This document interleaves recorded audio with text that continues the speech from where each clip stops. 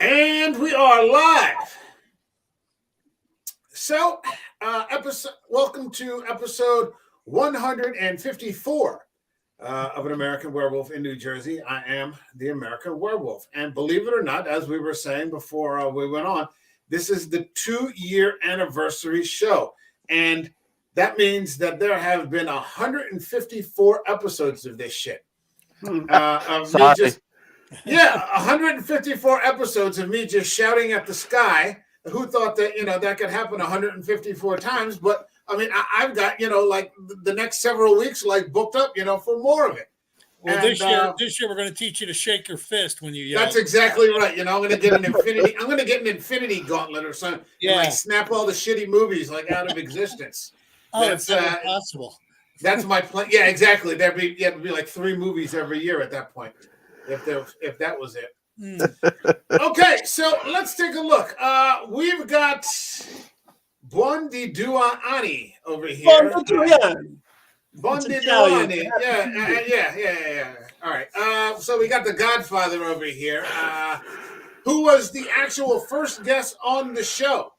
He was the first guest from episode 2, and we covered Todd Browning's Dracula. Good choice. That was back in the day when we were recording Zoom meetings. We were recording Zoom meetings, and then I was very straightforward and even, and I was like, "Welcome to the show. This is blah blah blah blah blah." And we're here today to talk about it. And I shook that off after about 10 episodes because I saw what everybody else was talking about, which we'll get into in a bit. Also joining us all the way across the pond.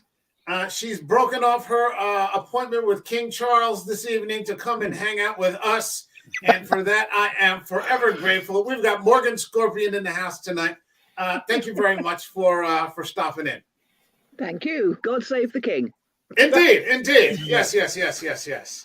So going down and to the left here, we've got the SpongeBob demographic of our group here. And these guys are always fun to have on. These guys are a lot of fun. Mm-hmm. And they run a very good YouTube channel. And we tease them for being young because we're secretly jealous and wish that we were I don't want to be the SpongeBob demographic, but it's not a secret at all, man. We're openly jealous that they're young. Yeah. And we're just, my knees killing me, and I, can't squat as much as I used to, and it's bad. We've got the Walk to Cinema podcast.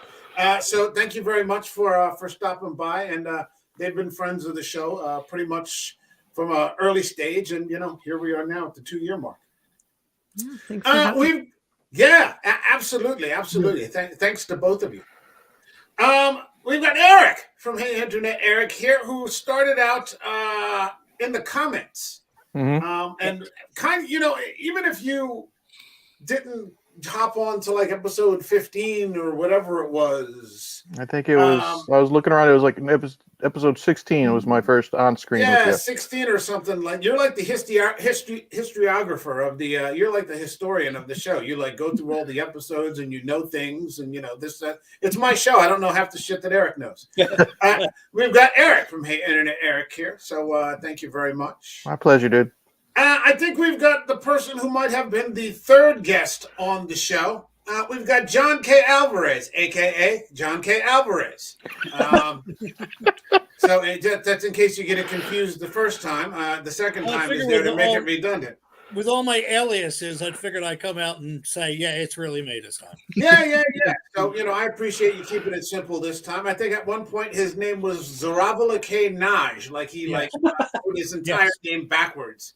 And I wrote the name backwards because it was Red Room, I believe. I think it was The Shining. It was The Shining, yeah. That was the first movie of 2022 that we covered. When we did the Cold and Scary as Fuck series, all the wintertime movies. Mm-hmm. And also down there, often imitated but never duplicated, we've got the Goraphobe.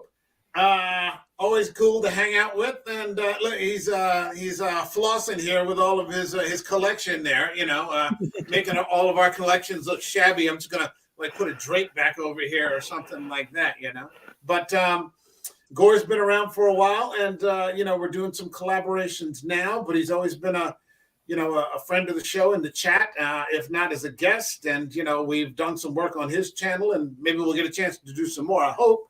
And now we're doing some collabs together here on American Werewolf. So thanks to all of you. I think some other people are going to be coming on later on. Maybe Rod, maybe Ryan. I don't know. Ryan's in a grumpy mood. Maybe somebody made some crass comment about Star Wars or something about that. Like threw him off for the rest of the fucking week or something like that. So I want to start off, and I think Patrick's going to be here. So Patrick will be here a little later on. Will you actually let him in the stream, or he's going to show up and you're going to boot him out? Well, he's going to pick another argument. He's going to pick an argument about something that it makes absolutely no fucking sense, and then he's going to get bent out of shape when I say it makes no fucking sense. And so yeah, I mean, why wouldn't I let him in for that? And what kind of a question is that, Eric? Jeez, it wouldn't be a true anniversary show if you exactly if I didn't have some disagreement with the argument. And I guarantee, I'm telling you right now, at 6 minutes and 4 seconds into the stream, he's going to bring up 824. I guarantee it. I bet my grandmother on it. Okay, he's going to bring up 824 in some sort of reference that no one else is going to initiate except for Patrick. So hold on a second. We got a few comments here. We got the Ginger Ninja, JK, and he says, "Hey, what's happening?" So what's happening, Brent? Thanks for stopping by. And he says, "Happy anniversary." Thank you very much. 2 years of this shit. Who would have believed it? 2 years. I mean, starting. Bill was there for Dracula, and then he came back for the Blair Witch Project, which was the next one, and then almost immediately, I don't know what happened. Happened to the Black Lagoon then? No. Creature from the Black Lagoon was much later. I started noticing. I started covering movies that I thought were going to be good, and then I started watching them with a critical eye. Oh yeah. And that's where everything kind of derailed from there. The show earlier on social media, you got to stop. You got to be able to separate yourself from your job. And get back into enjoying things for the hell of them. Yeah, well, some things you can enjoy for the hell of them, but then if I'm just going to review something, I can't just say that everything is good. Yeah, you can't switch it off. But if you train yourself to only watch things with an analytical eye, it's gonna ruin things. For me, when I went to school, I couldn't read for pleasure because everything was dissecting and turning it into notes in my head. And it took me almost a year and the entire Vonnegut collection before I could read for pleasure again. Yeah, I find that when you apply that overlay to things, whether it be movies, books, whatever, it does separate a lot of wheat from the chaff. But for me, what I find is that when I do find that thing, it is that much higher. It is that much higher. So yeah, I mean, there are some, and like I said, so I break those things into categories. I have cinema, and then entertainment, and then it's just spam. I want to start. Yeah. Did you say it was spam? Spam. And it's shaped like this, man. I mean, it's steeplechase. It's so I mean, down there at the bottom, it's wide, brother. Hey, you know what? Sometimes you want a good piece of spam, though. Yeah. It'll hit the spot. So it happens. It happens.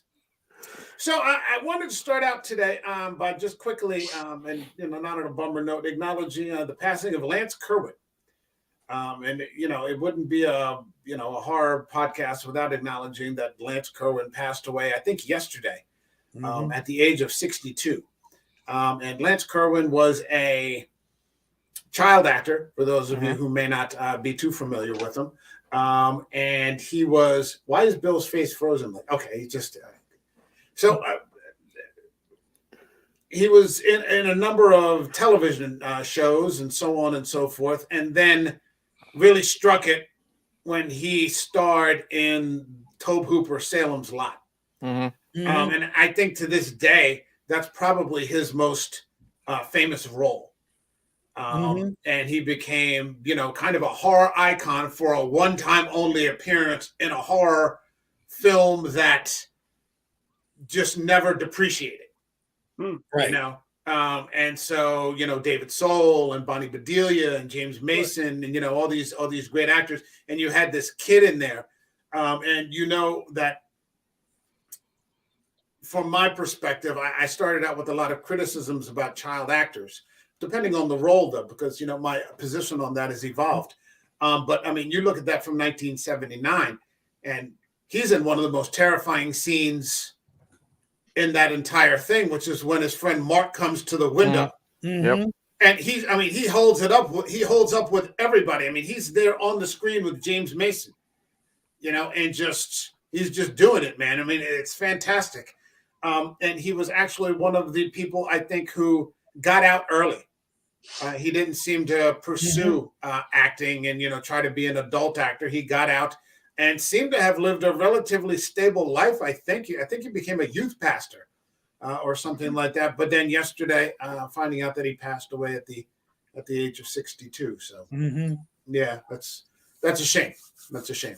I never got a chance to get to see him at any of the cons or anything like that, but it's a shame just the same. Well, he's part of you know, that's like you said, that scene where the kid's outside the window. It's part of, you know, it's an iconic shot in horror movie history. And the funny thing is that's a TV movie of all things. You know what I mean? Yeah. Yep. Yeah. Yep. Yeah. That was back when they made good TV movies. I mean, they really dedicated themselves to the source. The era of Roots and Shogun and all those really high quality TV movies. Yeah, I mean, I think we were talking. Well, I think we've had this conversation a few times that the 70s was kind of an underrated time.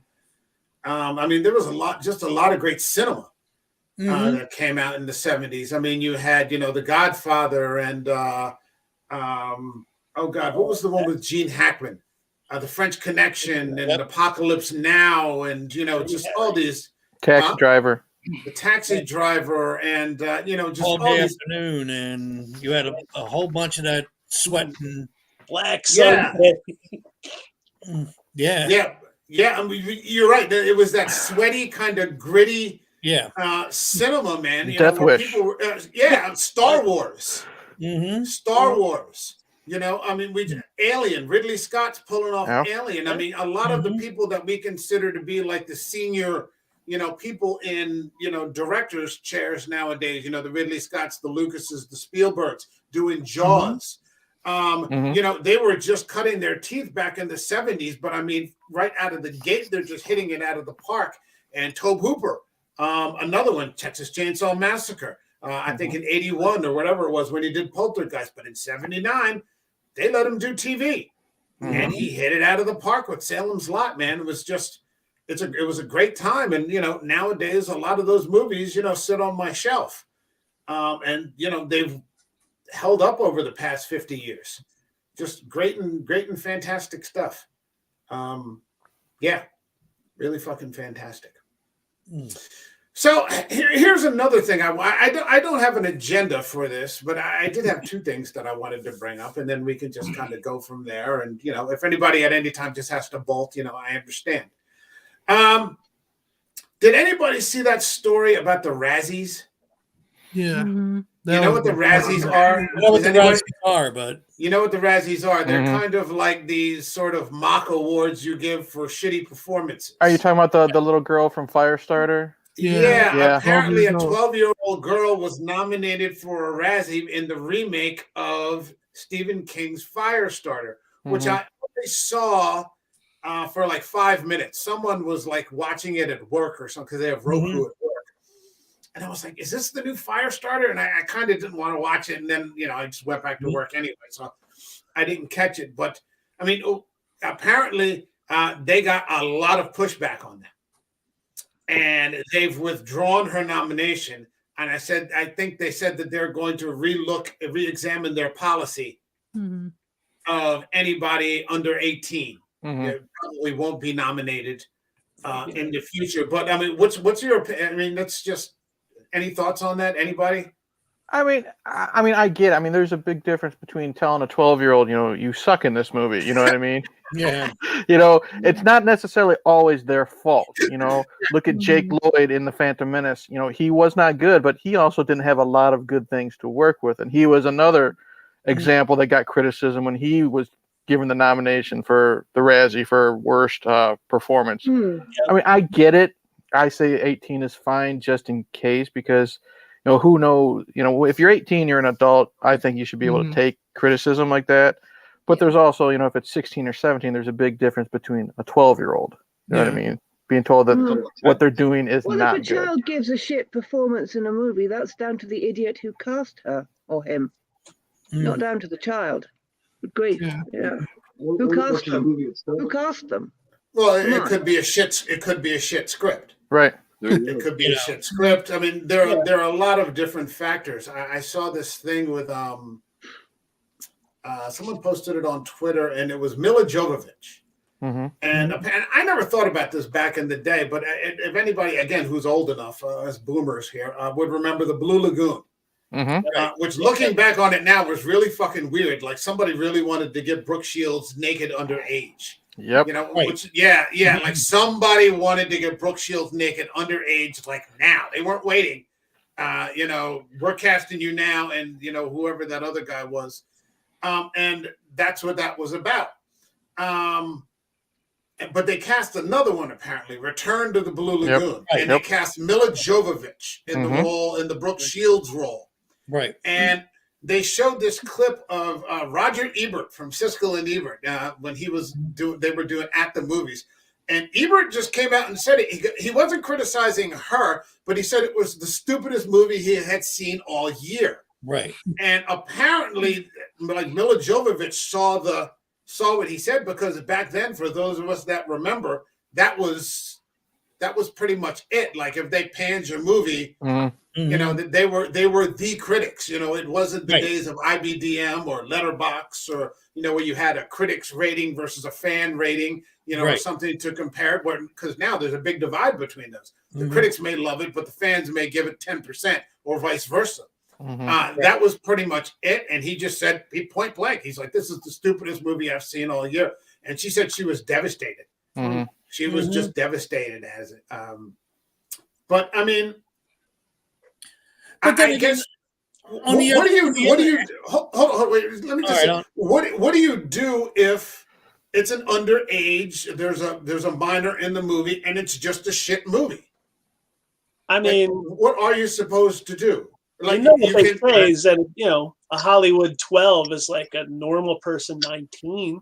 So they're a little bit insulated to it. You can't act like there's some 12-year-old off the street that they plucked out of 7th grade and started making fun of them. They're in the I look at it this way: there's a difference between saying Ebert saying like it's the worst movie he's ever seen, or actually nominating the girl from Firestarter and giving her a physical fucking award, saying you were awful. You were the worst performance of the year. I agree with that. There is a difference between like being nominated kind of on a pretty.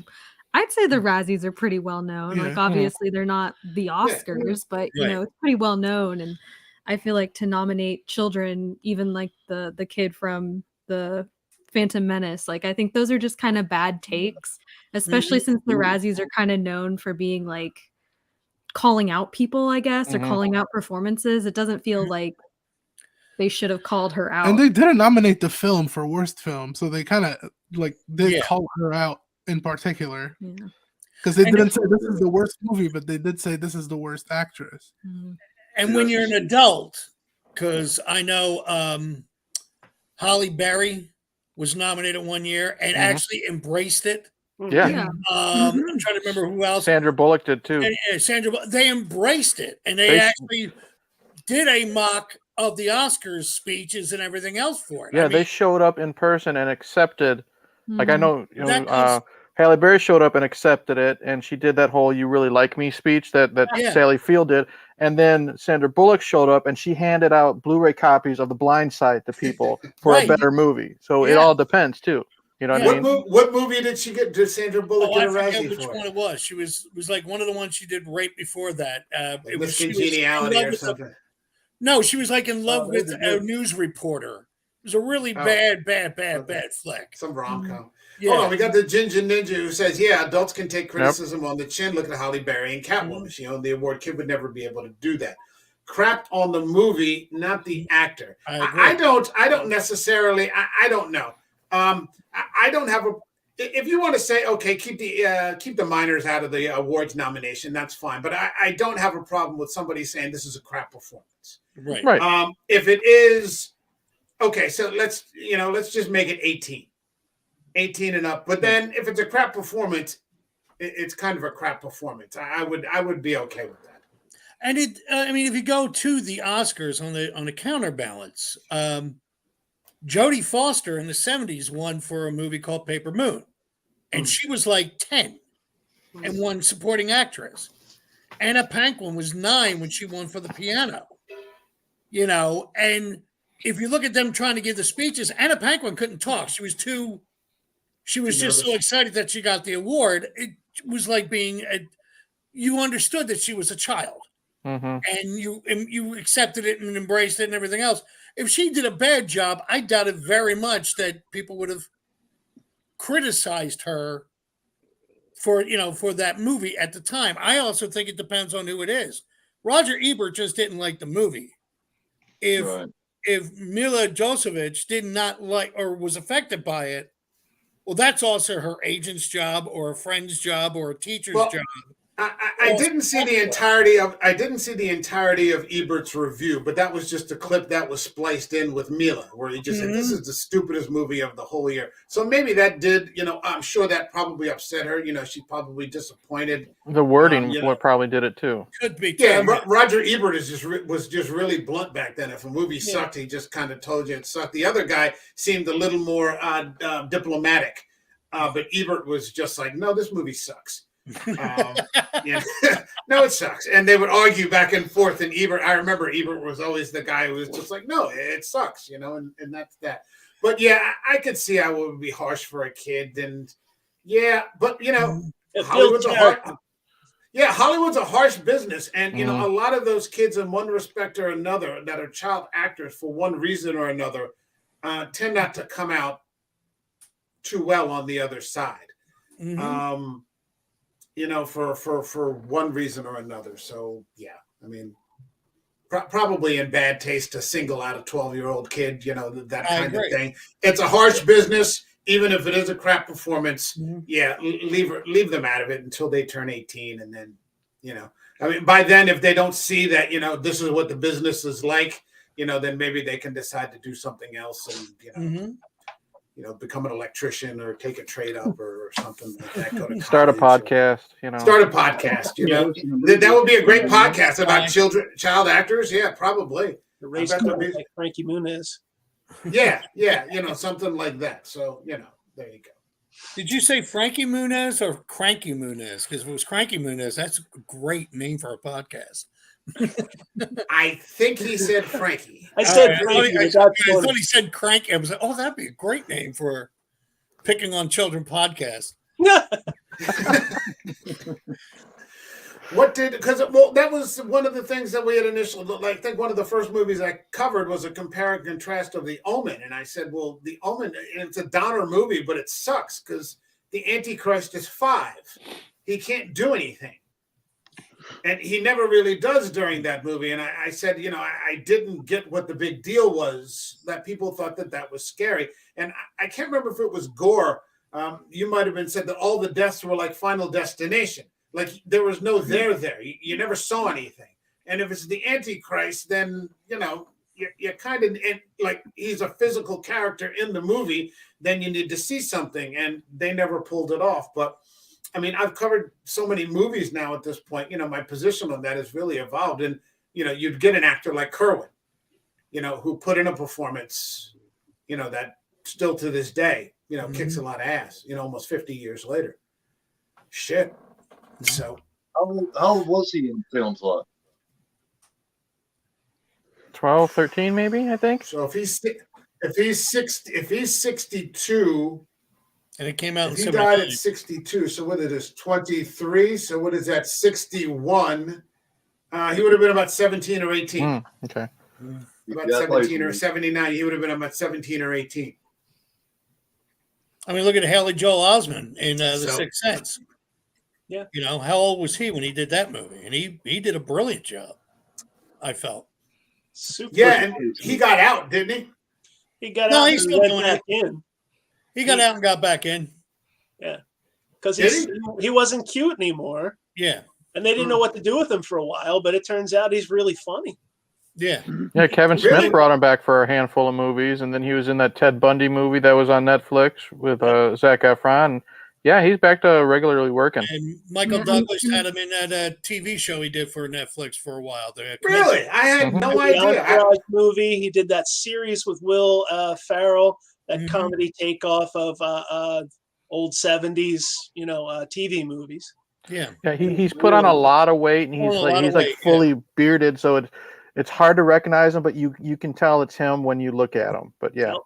And in between that, he did like some voice acting work on some video games for Disney and stuff like that. So, I wouldn't mind getting into The Sixth Sense at some point. That's a really good fun. Maybe it is, maybe it isn't. I haven't seen it in so long. I think I might have only seen it one time.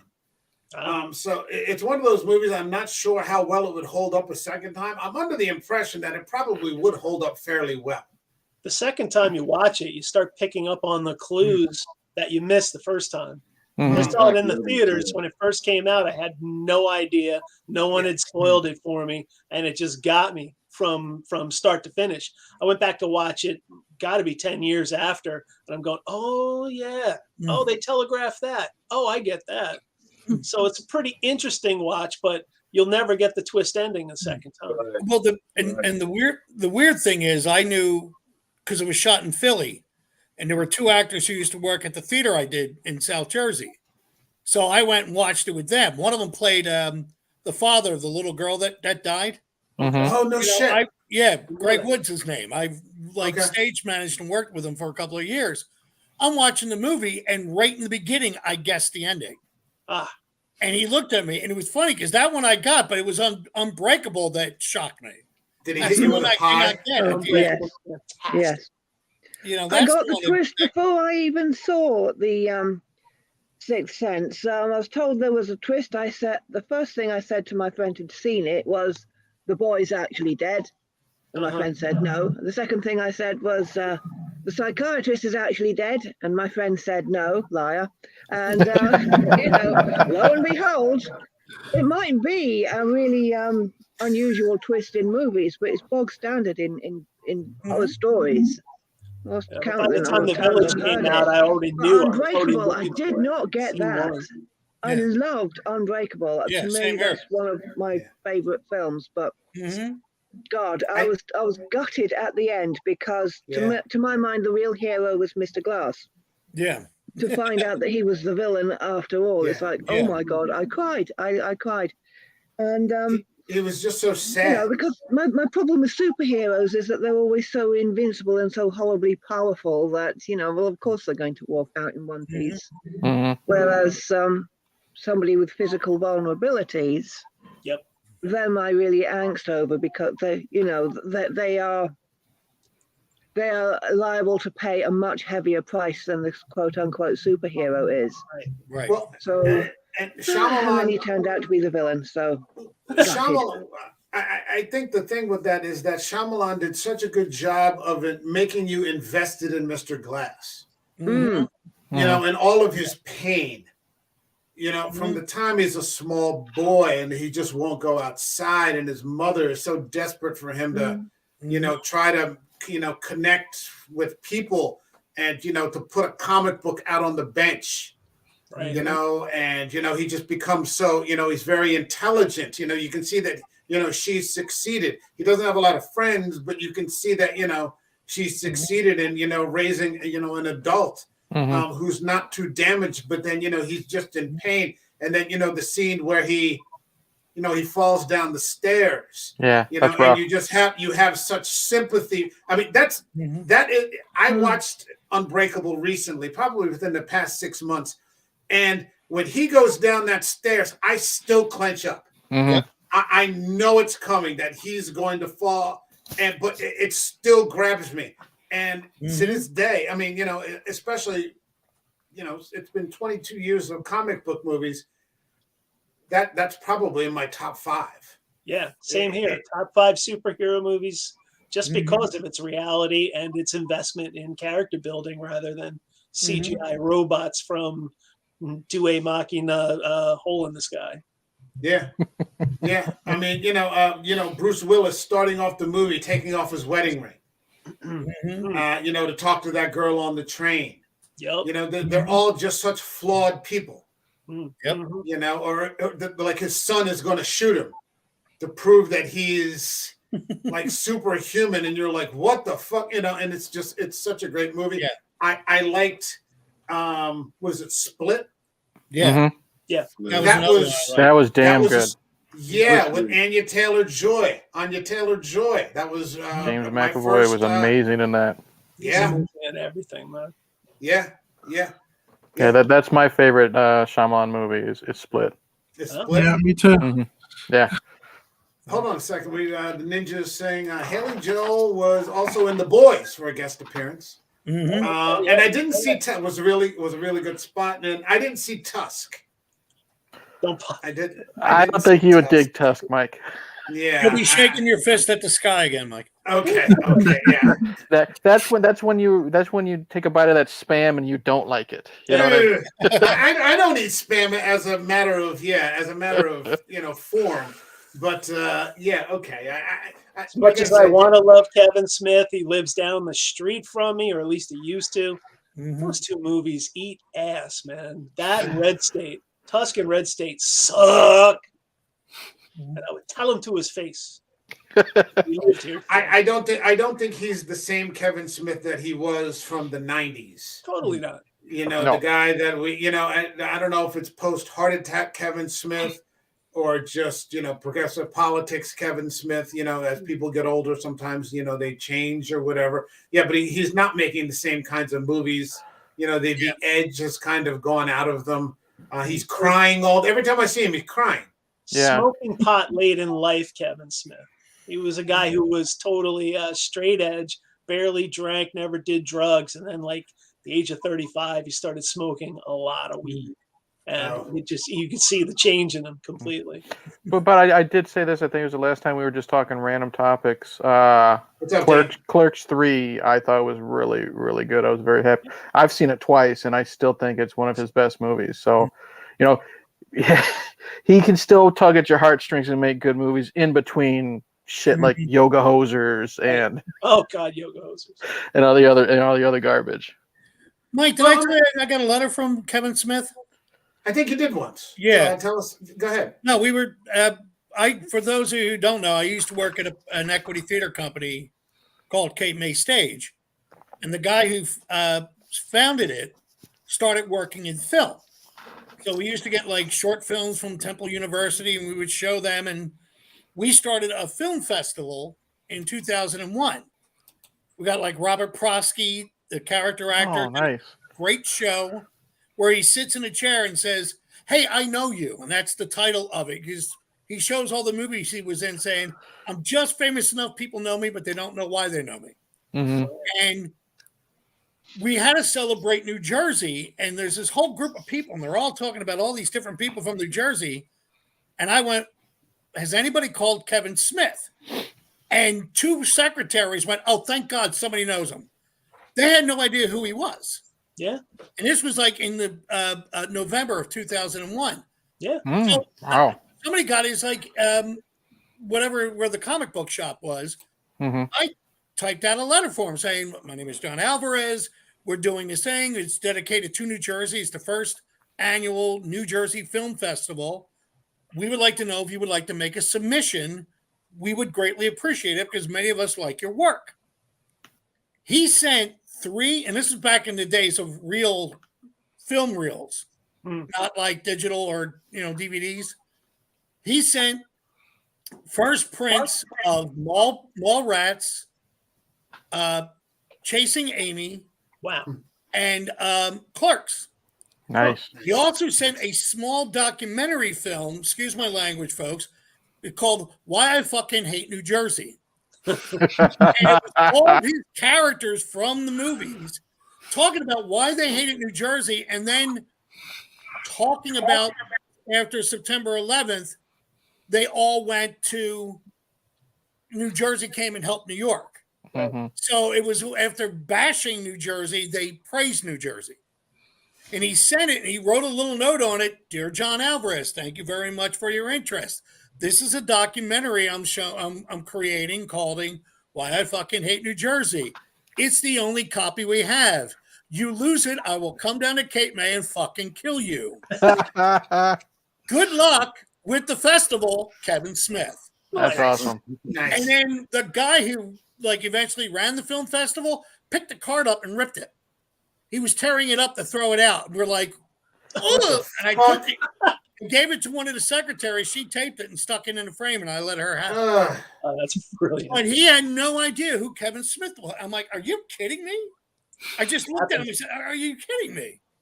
And, at the time, the first couple of years, we did it dedicated to New Jersey. We gave out an award for New Jersey actors or writers or things like that. Danny DeVito came down. We got Susan Sarandon to come down and do it. I mean, all these people that were born in New Jersey type deal. It was a blast. It was so much fun.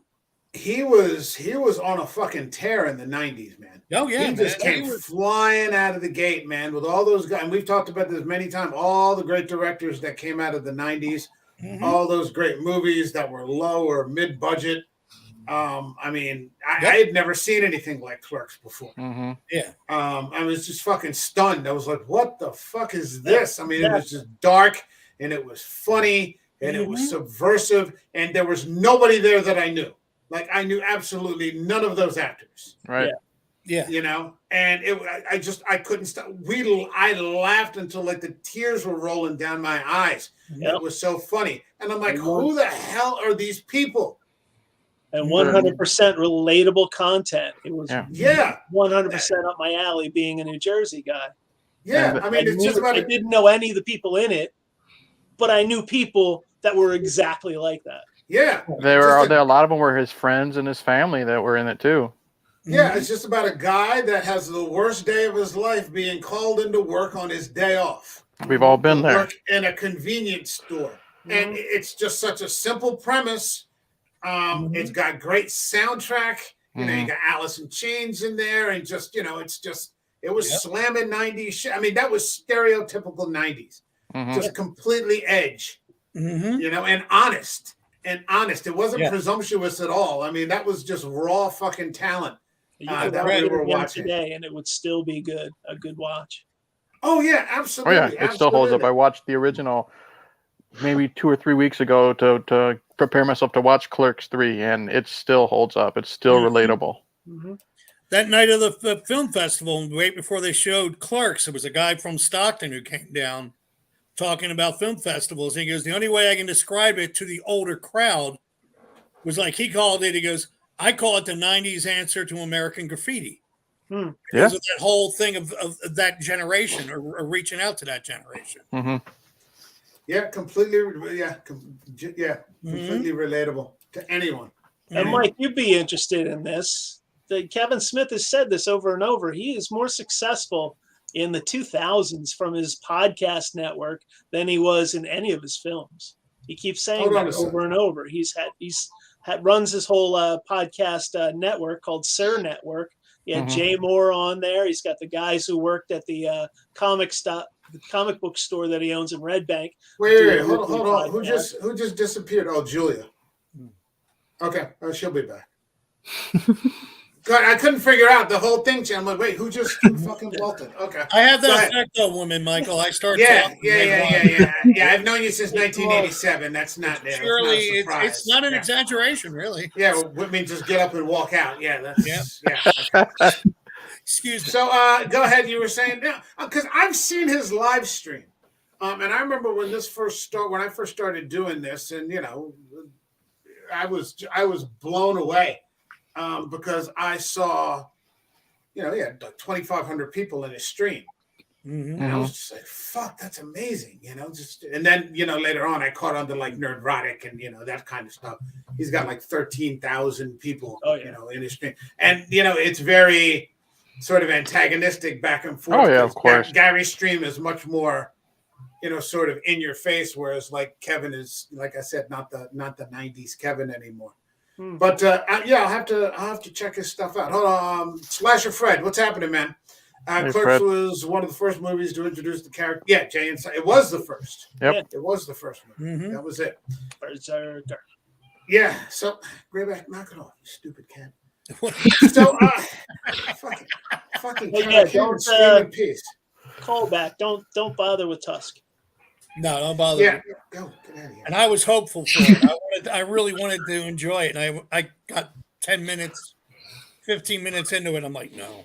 Not even a 6-pack was able to help it with me. No, I don't know that I would. Yeah, I don't know that I would like it. It's not my default interest to be interested in what he's doing anymore. Right.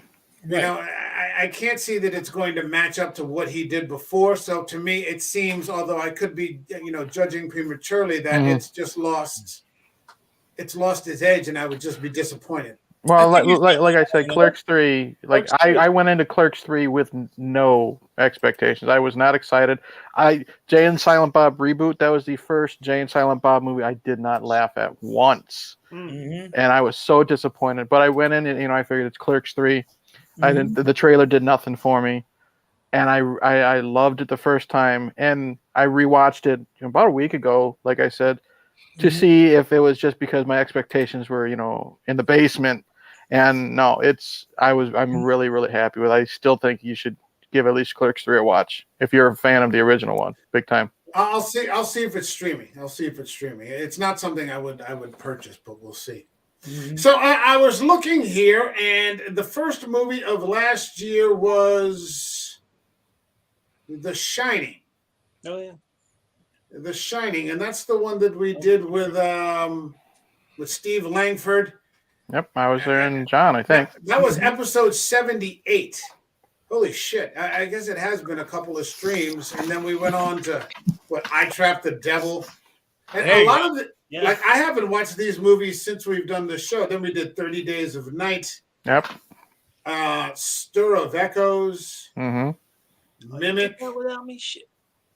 Yeah, I think we couldn't get you on for some reason. I think it was Eric and I. Yeah, we were. I was on Stir of Echoes. Yeah. Yeah, you came in for the next one, and then we did the 1 year show, and then the Prophecy, and then Apocalypto, which for some reason has 18,000 views. I have no idea why. It's Apocalypto, man. That movie has such a following. That's true. Yeah, it does. Yeah, it does. And then we had Walk the Cinema on for Gerald's Game. Yep, that was good. It wasn't. I don't know that I would consider it to have been a great year for horror, but we covered a lot of good fucking movies. Mm-hmm. Were there any particular ones that I enjoyed Dark Was the Night that I did with Eric. Yeah. Dr. Sleep was on that too. Dr. Sleep was a fun one. I really liked being on that episode. Because we were on a Flanagan kick for a while.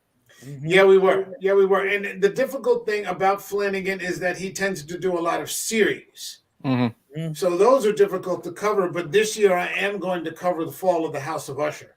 Okay. Yeah. And I can't fucking Hereditary. That the only reason I watched that was for this show, and I was just flabbergasted by how good that movie was, and I could not wait to get on the show and talk about it. So thank you for that one, because that has just made my year. Man, you know something? Like I said, I think I was visiting. I was here in the States, and I was staying at my dad's place. And I couldn't sleep, so I pulled out the iPad. And you ever see that? You're just scrolling through and you're trying to find a movie. And I'm like, what's this? Hereditary. Okay, never heard of it. Hit play. And like I said, by the time it was over with, I was just like, that was the greatest fucking horror movie. That might have been the greatest horror movie I ever saw. Yo. Like, what? Like, how the fuck do I not know about this? Mm-hmm. Yeah. To this day, it boggles my brain how people say that that's not a good movie. Yeah. Right. Well, Like, some people who don't like Blair Witch because there was no witch, Yeah. Yeah. No one ever went for underestimating. There's nothing that drives me crazier than people who watch a good movie and say, well, nothing happened. Yeah. Yeah. Really? Fucking moron. Just get on. Shake your fist. Come on. Ugh. It should be Pilgrim Days. They should be people stocks for a week if they say People something. wonder why I drink. Jesus Christ. Yeah, it just fucking boggles my brain. People, that wasn't a good. In fact, I don't want to start that because then Patrick's going to walk in here, and then I'm going to be loaded for bear. But he steps into the stream, and Yeah, you mentioned Hereditary, and he'll just go off. Yeah, I don't get that. You guys walk to cinema. Have you seen Hereditary? Yeah. I haven't. So okay. Well, I have. It's great. I like Midsommar more, but Hereditary is pretty good. I wanna like Midsommar. I only saw it once, and maybe it was because I had just come off Hereditary, and I was expecting something. You're still on that Hereditary high, is what it was. Yeah, it's funny because I recently have pulled that out, Midsommar, and I wanna give it another chance. I want to give it another chance because it's certainly fucking horrific. Yeah. And all I can remember from watching it was thinking he should have broken up with her. Like he should have broken up with her like at the very beginning of the fucking movie, but he decided it was like a real nice guys finish like way fucking last kind of message in that movie. But I remember Eric jumping, and I regret not having you in that show for Hereditary. I regret that because you had just watched it the night before too. In order to prepare. And you were only in the comments, and that was a major faux pas. I apologize to you. No, that's okay, dude. That's one of the few movies where my wife was watching In and Out. She's not too big on those type of horror movies, but we both when Toni Collette is like in the corner on the ceiling, and she's chasing her son on the ceiling like fucking Spider-Man. We're just yelling and screaming, holy shit at the TV and stuff like that. There's some really scary stuff in that movie. Mm-hmm. And again, another first-time fucking director. Yep. Another first, and I was watching somebody say this the other day that horror is kind of having some interesting things happen within it. But they said the reason because horror is cheap to make. Yes. Like all too often, you don't have to get a lot of CGI. It doesn't have to be $250 million or it's not a James Cameron movie. Or something like that. And, it's not one of the Marvel movies or something like that. You can make a decent horror movie on a reasonable budget. Right. Whether or not you turn that into a good story is another thing. Because you could just have a movie like Terrifier, that's just racking up body count. But it's making a lot of money, and it's made for really cheap. Mm-hmm. Yeah. And that's interesting too. I haven't seen it. I don't think I want to because I already know that it's kind of just about body count. But you got to know your audience. It has its audience, and that's why it's making money. That's the thing. Yeah. And it's a conversation I know we've had a couple times, Mike, on this, where especially when it's horror is cheap, but it can be good. Yeah. But then you'll do the sequels where. Oh, forget that. We'll just keep cranking them out to make the cash flow. And suddenly the quality of the story goes down. Yeah. Well, I think, we've said this before too, and I feel like everybody should drink every time I say it. We're living in like a producer-driven Hollywood. Hollywood, the production companies are driving that kind of content. It's not it never was the writers. Right. I'm not sure if that's good or bad, but it's not even the directors anymore. Directors are cast nowadays. Yeah, you're being cast by the production houses, these sorts of things, and so, unless you're a Nolan or a Zack Snyder or a Spielberg or James Cameron or something like that, even the directors are taking orders. Yeah, well, nowadays, because you pointed out when you talked about the last Doctor Strange, you were into it. You wanted to be into it because it's Sam Raimi. Yeah. And you said it wasn't a Sam Raimi film because he was handcuffed. Mm-hmm. Yeah. But I still haven't seen it. I want to see it because it's Sam Raimi, and I like Doctor Strange, but the fact that you say it's not a Sam Raimi film just kind of breaks my heart a little bit. You know what I mean? It does. It does. The more fingers in the pie. Well, it goes back to the studio system. Back in the 30s and the 40s and the 50s, when you were making movies, they had studio. You went to a studio and they made sure you had the right look and the right this, and it was all punched out. We were just talking about the 70s where it was gritty and sweaty. That's when they broke away from the studio system. The studio system got destroyed, but now it's now it's the same way. Disney's going to have a studio. It's the producers who are doing it. Right. You know, and it's a shame. It'll swing back. You'll see it. You'll see a swing coming back later on. There's a lot more data-driven decision making too. I mean, these guys are crunching numbers and not even like human-made numbers. You know, I'd be interested to see when the first AI horror movie comes out, which is written completely by an AI story generator. It wouldn't surprise me if they're using that kind of technology now. Some of the bigger studios probably in their special effects or things like that. I mean, it's just a reality. It's just a reality now. Who knows? I got students who are just pumping through that AI chat to get their term papers written. Yeah. What's that? What's that one you're talking about? What's that one? CBD or whatever you call it? GPT.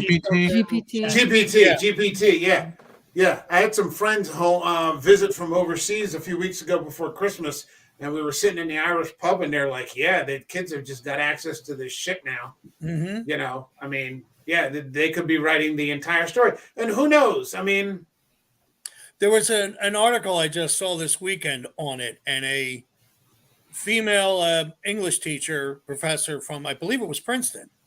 She turned around and referred to it as students aren't writing, they're editing.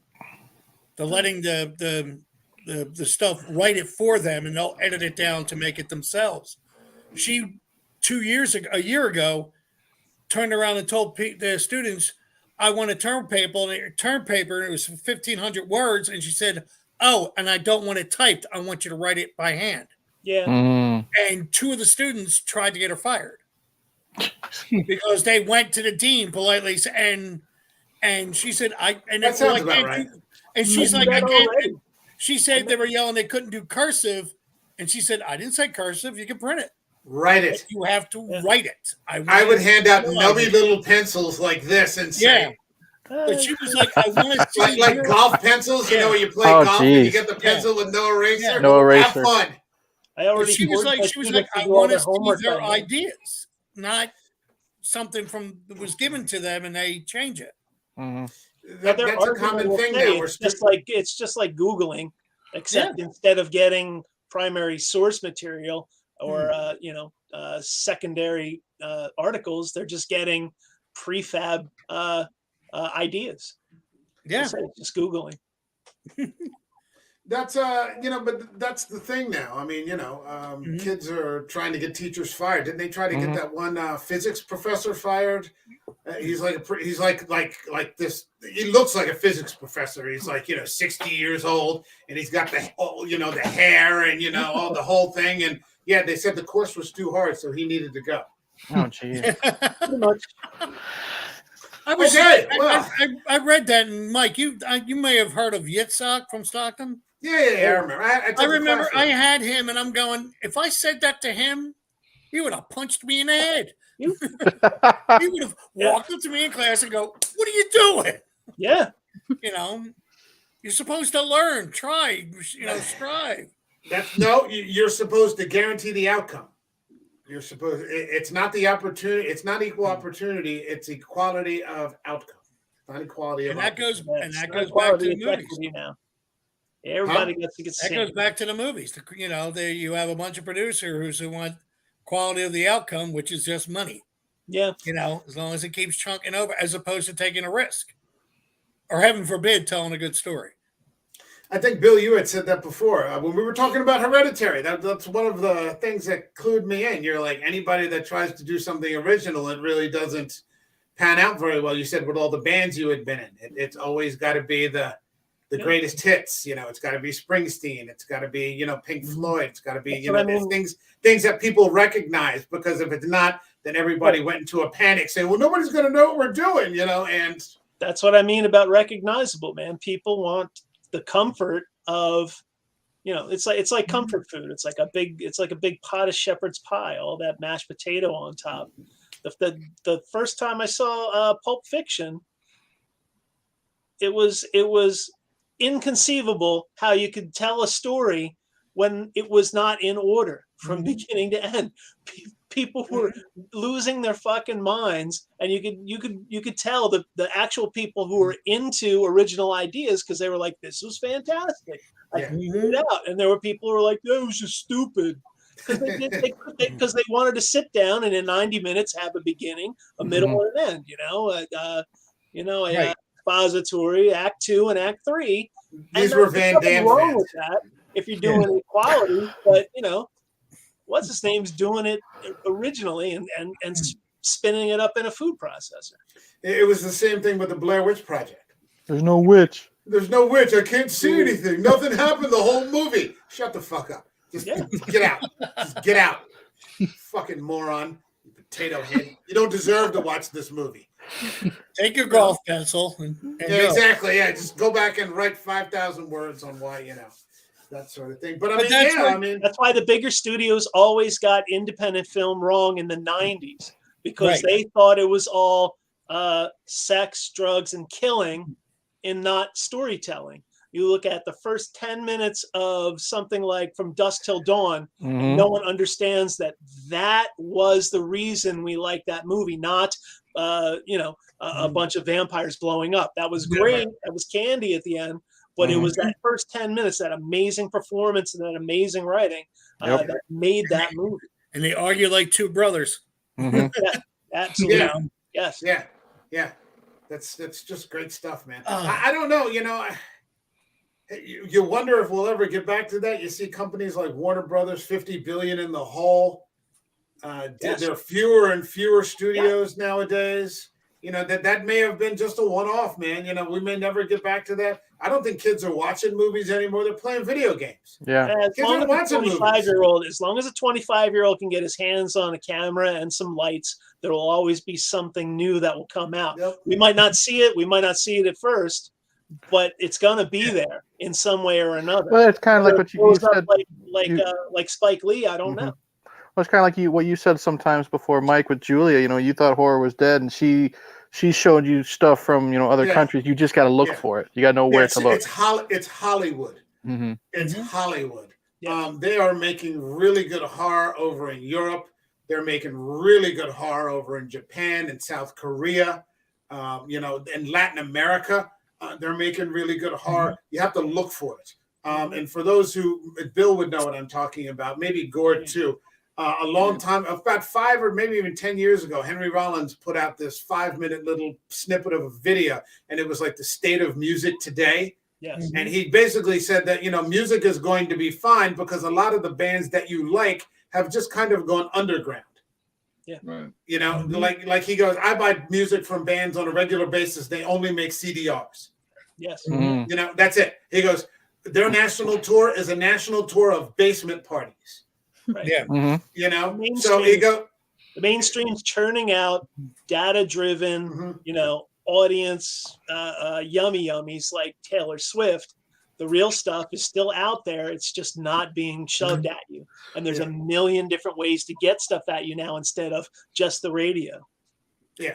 I have a nephew who has a production company for music, grunge punk. And he's been doing it for about a good 10, 12 years. It's called Snot Rocket Records. Yeah. And he and it was funny because his parents, my sister and brother-in-law at one point in time were kind of worried about it, but I heard some of the music and I'm going, he's going to be fine. Because it was so perfect he shows videotapes. They take basements of churches and show these punk parties that they have. And the thing is, and when they're done, they're like, thank you. So they're very polite when they walk out the door, but it gets a chance for them to, headbang and mosh pit and do the whole 9 yards. And then, and then they go off and do whatever their work is. Yeah. One of my students turned me on to a band this week. And the only reason I found out about it is because they're doing a reunion set at Coachella. So they were talking about Coachella. And he's telling me there's a band called Diarrhea Planet.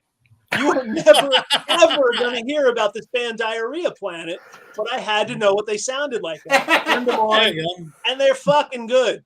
They're great. You fucking better be with a name like that, man. That's a lot to live down. You can't go halfway. They put out like 4 or 5 albums, totally up my alley, but I would have never heard it because I'm, 50 and that's not my music, but it's still great stuff. But these kids know Diarrhea Planet. They're out there. Yeah. We're gonna get Diarrhea Planet trending, Mike. They owe me vinyl now, so when you get a bump in your record sales, send me some vinyl. 2 months. 2 months. American Werewolf from New Jersey, sponsored by Diarrhea Planet. Diarrhea Planet, and proud. So not a problem there. Hold on, we got a couple comments here. Slasher Fred says, one of my favorite horror movies is the 1972 British film Tales from the Crypt. Yeah. Where you have these people who stumble into a crypt and are told stories about their death. Yeah. I think that's on HBO, if I'm not mistaken, the original Tales from the Crypt. Always on YouTube. Oh, okay. It's always on YouTube. All right. Dan likes it. Some of the stories in that film were remade in the 1998 and the 89 TV series. Mm-hmm. And Dan says you guys should check out Bloody Hammers, a great horror themed band. Okay, so Bloody Hammers and Diarrhea Planet. You heard it here first on An American Werewolf in New Jersey. This is the content that I know that the people want, and we're going to bring it to them, damn it. Happy 2 years, Mike. That Guillermo del Toro TV show that we were talking about on Cabinet of Curiosities. Cabinet of Curiosities. Quality, dude. Yeah. Quality stuff. Yeah. Well, Mike. Gore, hold on a second. Gore, you got to go? Yeah, thanks a lot, man. I know you got something at 9. Go. All right, hold on a second. I just want to say that. Thank you, brother. I appreciate it. Gore and I will be live streaming Sunday, 10 o'clock. We are covering the entirety of The Last of Us, episode by episode. So immediately after the episode drops, Gore and I will be in the stream discussing and reviewing the episode. So I'll talk to you before Sunday, but thanks for stopping in, man. Yep. All right, buddy. Peace. See you, bud. Be well, sir. He's a good We're dude. also going to say we have to go. Okay. Hey, let's. Thank you for stopping in. We'll get together soon. We have to figure out something to talk about. We will. All right, guys. Yeah. Peace. See you Bye, too. Guys. Later. And then there were 4. Yeah, and then it's just us. All right. The original my goodness. Codgers. The Last of Us. That's it. Is anybody watching that? I haven't started. The body hit the floor. It's good. That's why I've heard nothing but good. I wasn't expecting much. It's good. I think that's based off a video game, if I'm correct. Video game movie. Yeah. Yeah, and I don't know anything about the game, so I'm staying out of that debate, like compare and contrast, because I don't have a frame of reference for it. But just to watch it on its own, so far it's pretty fucking good. It's pretty fucking good. I'm 2 episodes in, so we were just talking, I think, when we did Dawn of the Dead, that the zombie apocalypse is kind of over, but I think this may breathe new life into it. We'll see. I think it was just overkill at the time. Once Walking Dead became a huge hit, it was just zombies were everywhere. Yeah. And I think it was just oversaturation, and I personally just got tired of it. So I had to jump out of the zombie genre for a long time. Yeah, once they start making comedy genre films, then not another zombie movie. Yeah, that sort of thing. Yeah, that sort of thing. Not to say that Zombieland wasn't great, it was, but once they got Bill Murray playing a zombie. There's a commercial about hiring people, and it's a zombie who's the speaking character saying, "Oh, I used to be dead trying to recruit these people," and his arm's falling off. And I went, "Okay, see that pool with the shark? Go jump it." I think you just did, man. I'll tell you what, they've put together a decent, because it's based on the video game, so they've got some good source material so far. The first half hour of the first episode is just fucking mesmerizing. You're like, holy shit! I was just like, holy shit! This is really. I mean, it wasn't like you're like, okay, yeah, it's not too bad. I mean, the first 30 minutes, I'm like, fuck, man. I mean, the way that we talked about, with Zack Snyder and exposition, the way they just lay it out, but they take their time with it, because unlike Zack, who had 100 minutes, they've got 12 or 8 or whatever, or 10, 60-minute episodes. So they could, stretch it out a lot further. And you're just like, holy shit, this is really fucking good. So I'm not endorsing the series. I'm endorsing it episode by episode, though. So far, okay. And so far it's holding up. So we're going third episode on Sunday, and looking forward to it. Okay. You know, one of the things that we were talking about is how cheap horror movies are, and to make. And I think it backs up my argument that even without a big budget, you can still make a good horror movie as long as you have a story. And it doesn't even have to be a great story or a perfect story. It could be a good story. And this is coming up on Sunday. I'm going to do it again with Patrick in the IFC Midnights. We're covering I Trapped the Devil. Yeah. There you go. And I Trapped the Devil was a movie, an IFC film, with very small budget, no name actors, no special effects to speak of. There's like maybe 4 or 5 people in the cast total. Yeah. 6 if you include the cops. Yeah. You know, or something like that, 4 or 5. One's just a voice behind the door. And one is just a voice behind the fucking door. That's amazing that it's just that voice. It's a Did you see it, Eric? You saw it, right? Yeah, I didn't have time to do a video for it by Christmas, but I did watch it. And yeah, you're still batting 1,000, dude. Shit. Yeah, that was really good. It was amazing. Yeah. I mean, it's not The Exorcist or anything like that, so it's not that, you know, sort of complexity kind of thing. But I mean, I think we talked about this when we were reviewing it. I mean, how they even made Christmas lights look creepy or feel creepy. Like, how the fuck do you do that? You don't need money. You don't need big splashy effects. No. You know, and you know, God bless, you know, James Cameron. He's quietly passed the $2 billion mark with Avatar. Right. I haven't seen it yet. He's passed $2 billion. Right. He's like nobody. Apparently, it's like I think we passed $600 million here, 600 million here in the States, but it's the rest of the world. And yeah, he's passed $2 billion.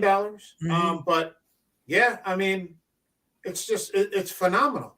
You know, you don't need that kind of money. You can just do something. No name actors. I don't recognize a single person in that movie, and I was just fucking riveted. I'm like, it's not perfect, but it's fucking good. Yeah.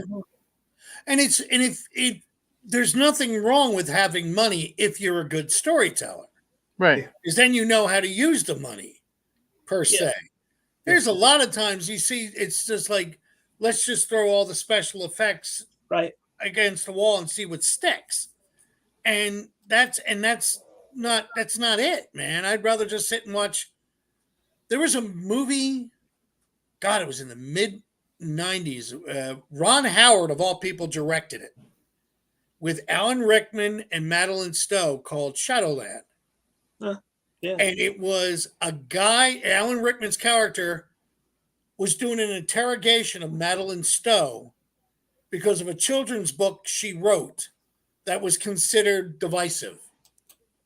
And that was it. And it was just them. Yeah. And it was intense and scary and literally just a table and 2 chairs and 1 light. Yeah. Dude, you're right. And you're absolutely right. That goes back to My Dinner with Andre. Yeah. Or I don't know if you've seen this one, but there's one called Melvin Goes to Dinner. It came out early 90s. And that one was just 4 people at a dinner table telling their stories. And holy shit, that got intense and complicated. And it had me and my wife riveted. And it's just 4 people talking in a restaurant. That's all. That's all it is. And if you do it right, man, it's you look at the clock and go, oh my God, I can't believe that much time went and I want to go back, you know, and, you know, that type deal. Yeah. I mean, it's just, it's simplistic. And for me, it supports the argument that I've made all along. Just give me a story. Right. Just give me a story. You give me a story. Money, the first place it should go is to getting high quality actors who can deliver that story. Yeah. It doesn't even have to be names. It just has to be people who can act. Yeah. Yeah. We can go. Let's go back to Clerks. You know, there was no name people in that, and it was literally just people in a store for 90 minutes. You know, there's a couple scenes, you know, where they drove to a funeral or they were playing, you know, hockey on top of the roof, but they were still basically in one location, and they were just natural actors. You know, you had the guy who played Dante, he was a natural, he hated being there. He hated life. He always looked at life as being a downer. Then he had Randall, who was based on one of Kevin Smith's buddies, the vulgar, disgusting, try to have fun no matter how much he's going to tick you off type of character. And, you get the right people to do it, and it's magic. Oh, yeah. Look at, here's a perfect example. Look at the 2 Evil Dead movies. Yeah. I'm talking about the original Evil Dead. I mean, we know that it has Bruce Campbell, and we covered both.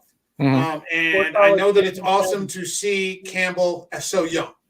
Right. But I mean, still, I'm not necessarily a fan of the movie, and I won't get into why. It's a long story, but you got to respect what's being done for a very small budget and actors that are pretty much no-name actors. Get out of here! I'm going to punt you across the room. Stupid cat. You're going to think it's Sunday. But then, I mean, you look at the Bill, your camera's frozen. If FYI. Yeah, you've been frozen for a while. But it's a nice shot of you. Don't misunderstand. Yeah, you look good. Yeah, you look good. You look good. You should freeze more often. Yeah, your hair looks really good. So. I know my hair looks great. Yeah. That went without saying, but I thought I'd say it anyway. Sometimes you got to repeat the obvious. So, but I mean, even if you get, there you go. Hey. Even if you get into the remake, which I think it's superior. I think so. Yeah. And one of the greatest remakes of all time, outside of any genre. Mm-hmm. There are no actors in that. Mm-hmm. There are no, you don't see Ray Fiennes or he's not doing Red Dragon. There's Anthony Hopkins isn't in it. Gary Oldman's not in it. Mm-hmm. Toni Collette's not in it. But that movie is scary as fuck. Yeah. Exactly. I'm ready for the next one. Yeah. Oh, yeah. I'm completely ready. That is a movie I'm looking forward to. Yeah. That I'm looking forward to. That's another one that I looked down the cast list and I don't know anybody in it. Carry on. I'm going to fill up my water bottle. Right back. Yeah. Well, he's talking about when he talks about stories. I mean, Christ, look at it just popped in my head for some reason. Twilight Zones and things like that. Oh, totally. They were just like short little, but they were scary or they were good. I mean, yeah, some of them were funny, and some of them, but they were always had that at the end. You're like, oh shit. Yeah, that carries over to the show I just mentioned, this Cabinet of Curiosities. And you haven't started watching it. Boy, oh boy, top quality, top notch. Yeah. Again, with stuff like American Horror Story, mm-hmm. That stuff is fantastic. Well written, unknown cast, an ensemble cast, and they just kill every single one of their characters. There was a show on in the 70s. I was a kid, and I remember getting so scared at one of the episodes, my parents wouldn't let me watch it anymore. Which one? It was called The Circle of Fear. Oh, shoot. I never saw that. What's it and about? It was only on for like 2 seasons or something. But these were like 30-minute stories and they were ghost stories, horror stories, creatures under the bed type deal. And it was just like that, but they were 30-minute, just boom. NBC did it. Okay. But that was great. And I was like, I remember being 9 years old and screaming at one point in time. I woke up in a nightmare thinking the creature was coming at me. Holy crap. My mother's like, you're never watching this again. You're never watching it. Yeah. I think this would cancel the show. They were too damn scary. That could be. Audiences were getting a little wimpy. But it was just like, 30 minutes.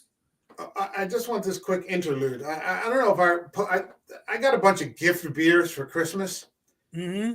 And one of them is called Cherry Cordial Queen. And it's by Bonesaw. And I've been avoiding drinking it all this time. Yeah. Chocolate cherry cream ale. It sounds disgusting. That's a dessert beer, dude. Give it a try, but it's not one you drink with a hot dog. No, for that I'd have some Pabst Blue Ribbon. Uh-huh. Now that's what you should be celebrating the 2nd anniversary with. Exactly. I think I'm going to crack that one first, and yeah. Give yourself a Pabst Blue. I think it was a gag gift, one of them, because I got like a couple of those Stone Cold Steve Austin, like the Broken Skull lagers, and those are fucking good. Cheers, everybody. I never disliked chocolate beer, but then again, I was the type of person who could take a lager and eat a piece of chocolate with it at the same time. That's my grandfather used to do that too, but he was German. He used to have chocolate whipped cream cake and Blatz beer, which was the worst tasting beer in the world. But he would do it all the time. That's what he said. He goes, I survived the Depression. Just give me my beer, my cigar, and my Blatz. There you go. Yeah, you compare beers with chocolate. It's just a lot of people can't handle the darker beers and the flavors. I mean, some of them get really ridiculous. One I drank was like, it's a breakfast beer that would taste like bananas and oatmeal going down. Yeah. But I mean, even if you're looking at, movies like, let's say the original Jeepers Creepers. Yeah, you had Justin Long back in the day, but I mean, nobody knew who Justin Long was back then. Right. Those are fantastic. Those first two movies are fantastic movies with no, A-list action, no big budget, no big name directors. I'm actually just going through the list. Hold on, I'll see if I can pull it up so you guys can see what I'm seeing. Because I'm going through my YouTube channel. Okay. And, like all of the movies that we've covered here. I mean, here's Eric and I. Yep. Double featuring for Zombies Halloween 1 and 2. We got Green Room. That was Doug. And I still got to see that. That's the one about the punk rock show. Yeah. Patrick Stewart. Yeah. Patrick Stewart. Yeah. Good movie. We've got Dread, and unfortunately, I don't know what's going on with Marty. He's always got another stream going on these days. Psycho, Blade. Yeah, well, Blade had some name actors. Okay. We're looking for no names. All right. No. We're just flipping through.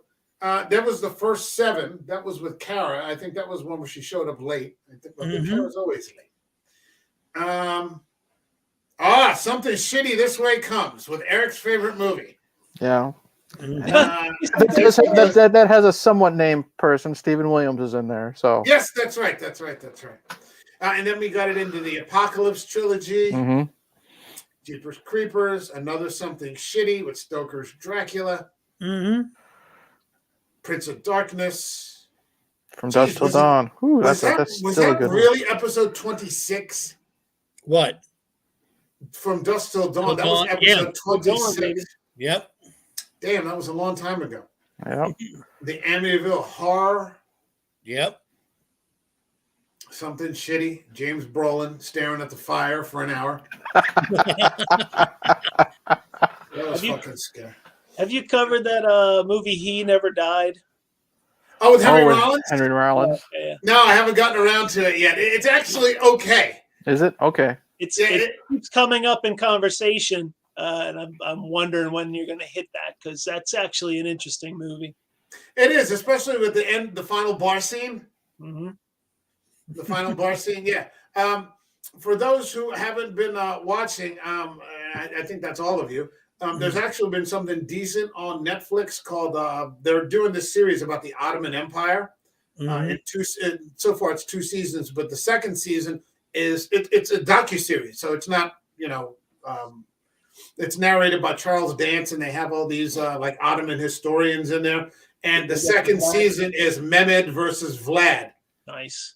And the guy that they get to play fucking Vlad Dracula, holy shit, he is frightening. He's far more frightening than any Dracula, like from the movies or the books. The real fucking Vlad the Impaler was just, holy shit, it was like Satan. He was like, yeah. He's a sick dude, if you've done your history on him. Yeah. But I mean, just the time that they lived in was sick. Where you could take children as hostages to ensure that their parents were going to be loyal. And, you'd have to abandon your own children, and it's just, all the sides were fucked up. So if you're raised in that kind of environment, you could see why, someone would just come out of that completely rabid, and that's what fucking Vlad Tepes was, man. He was just a mad fucking dog.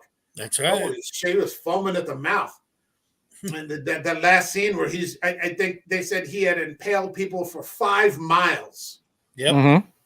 5 fucking miles, like 24,000 bodies he impaled in like one sitting. And he would eat dinner in that field with them, and that's where they got the whole he's a vampire thing, because he would take his bread and he'd soften up the bread in their blood and eat it. Yep, that's where the whole he's Dracula blood drinker came from, and he would just eat it in the field and use it to sop up his bread to soften it. They don't make them like that anymore, man. That was one of those Genghis Khan, Attila the Hun motherfuckers. That's right. Yeah. Those guys only come around once every 500 years or something. Thank God. Like that. Yeah, Jesus Christ. So give it about 6 months, and he'll be making an independent film. But it won't be fake blood. We'll realize that afterwards. It's not film. Just wait. Kevin Smith presents Vlad the Impaler. Just wait. He'll be crying throughout the whole fucking thing. Jesus Christ. In Pennsauken, New Jersey. Vlad the Impaler in Pennsauken. Oh, the Devil's Candy was another one. Yep, that was that's one you got me in. Well, I wasn't on the episode, but the movie. We did it. We did it. That's right. I was on the second time. Yep. Because there were some things that we did at the beginning of the show that were so fucking movies that we good that it's got 23 views, man. I mean, look at this. I'm looking at the views. And I'm just like, it's so fucking good. It deserves a redo.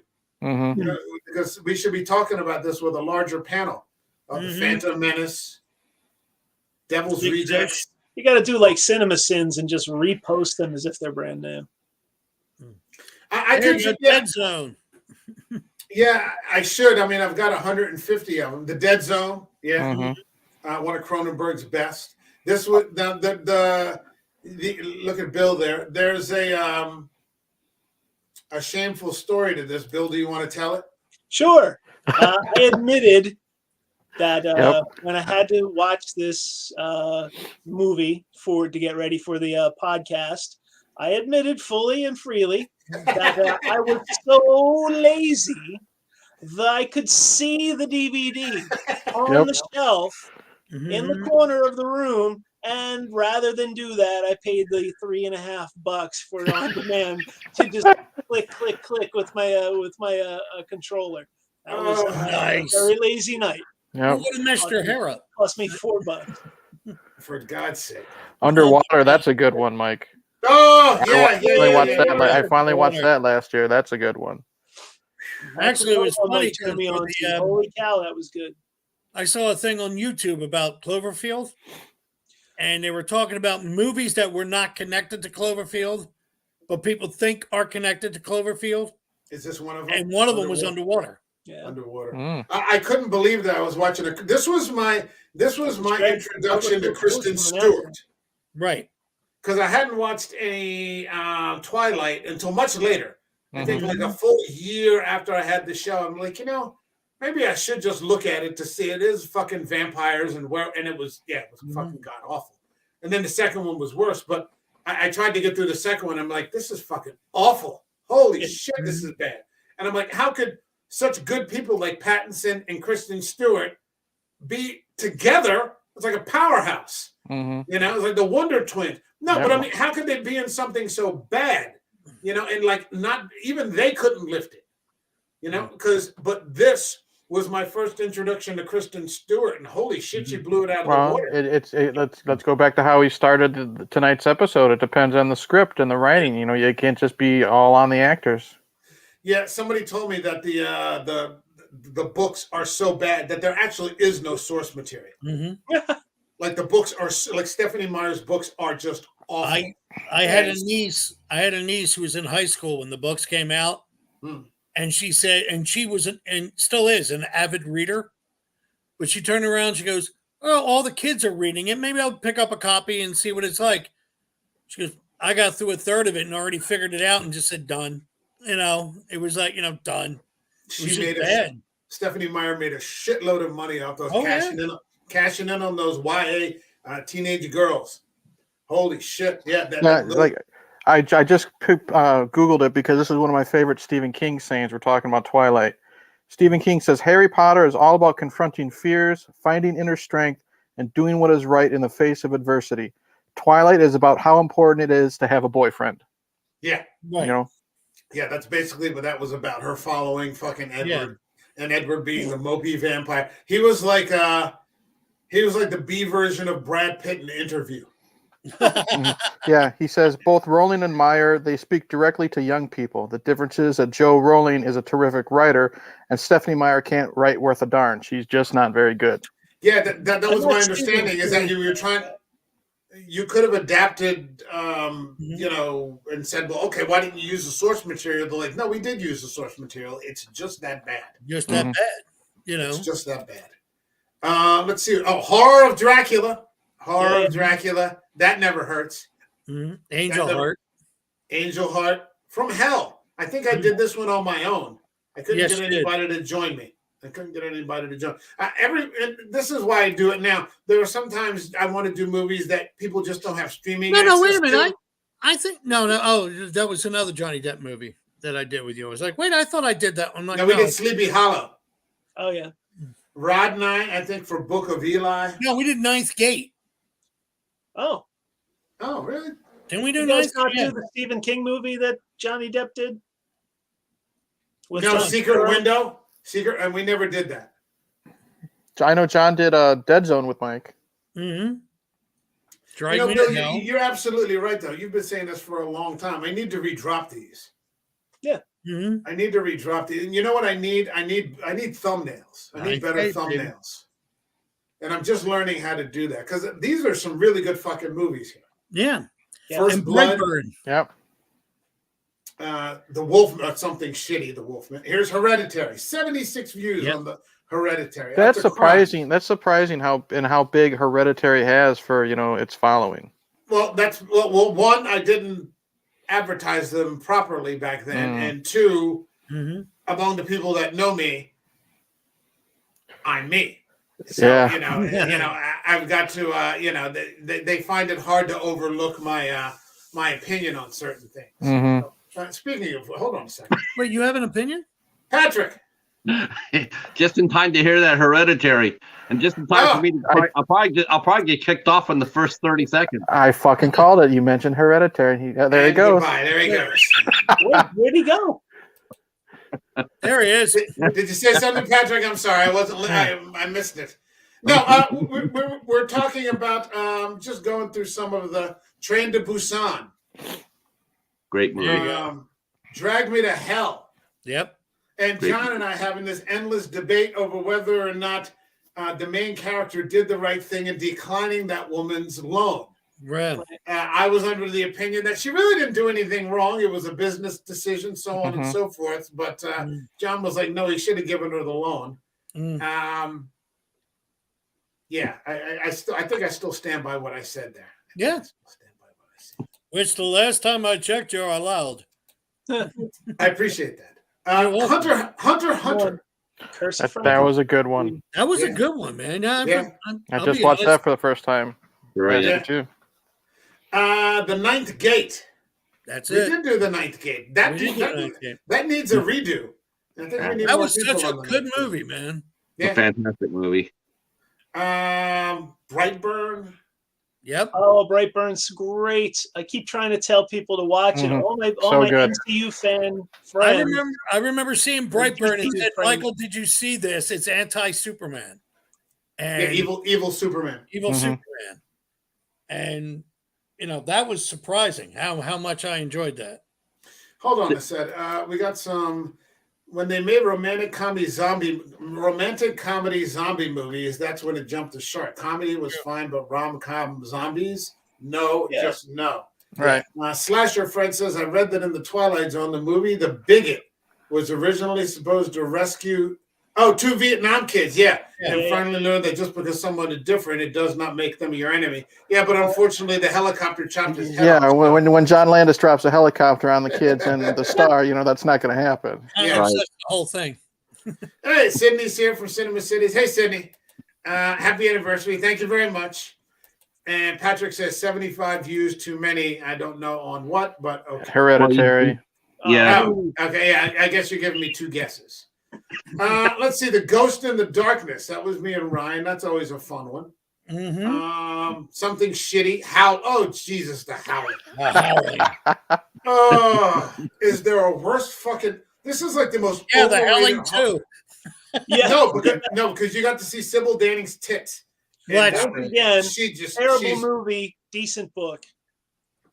Decent book, yeah, decent, but terrible movie.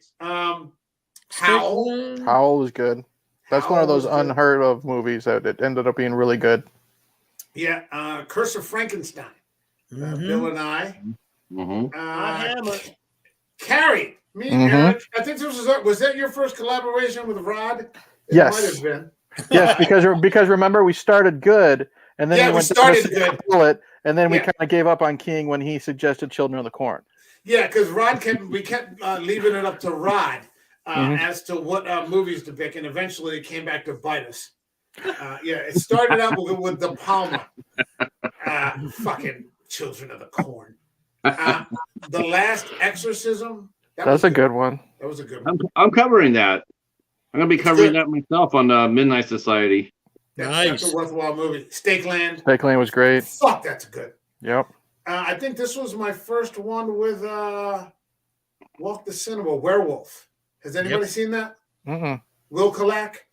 It's this story about these kids that are liberated from a Nazi camp by the Russians at the end of World War II, and they're all fucking feral at this point.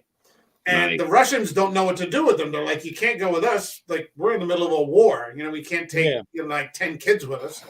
And so they send them to this abandoned building or this woman is occupying, and it gets turned into this makeshift fucking orphanage.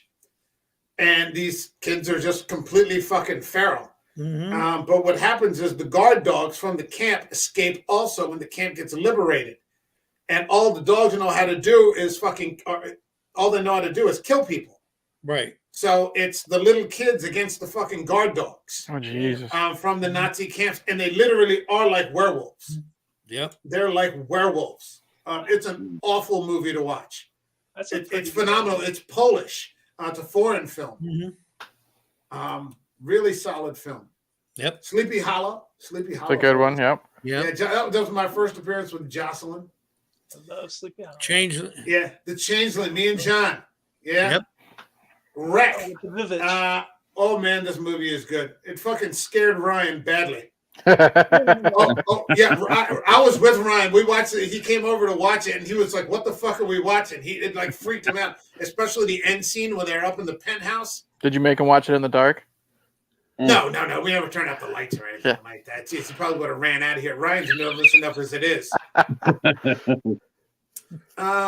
Scary Stories to Tell in the Dark. That's a fun one. Right. Yeah. This was the first viewing of The Witch. Good and movie. I think Bill and I were doing The Witch, and then we just said in the middle of it, you know what, fuck this. We're going to come back to it when we have more people because this deserves a larger audience, which we did. Good movie. Wolf was good. Yeah, Wolf was good. That was a fun stream because we were talking about how much we really enjoyed the movie.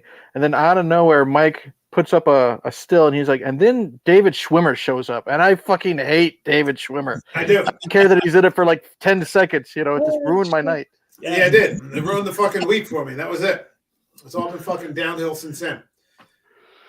All right. Almost 90 episodes later, I still haven't recovered. All right. John and Ryan on The Fog. Ryan and I doing The Others. And I'm not sure. Well, yeah, I should have had more people in that one. I like The Others. The Others is a really good fucking movie. Yeah. Like here we go. This was. Go ahead. No, I was just going to say it's really underrated. I mentioned it to people. Said, "Oh, I didn't watch that one." I said, "You should." The Others, yeah, it's really good. The Others, yeah. It's one of the best ghost stories out there, and ghost stories don't get a lot of love in the horror community. There aren't that many of them. Yep. But when they do make them, they tend to be really fucking good. There's that. Guillermo del Toro did a fantastic horror movie after he did Mimic called The Devil's Backbone. Yep. And it's in Spain. It's a Spanish film. It is phenomenal. You made me watch that. Yeah, it's really, really fucking good. Then you get Flanagan doing things like Hill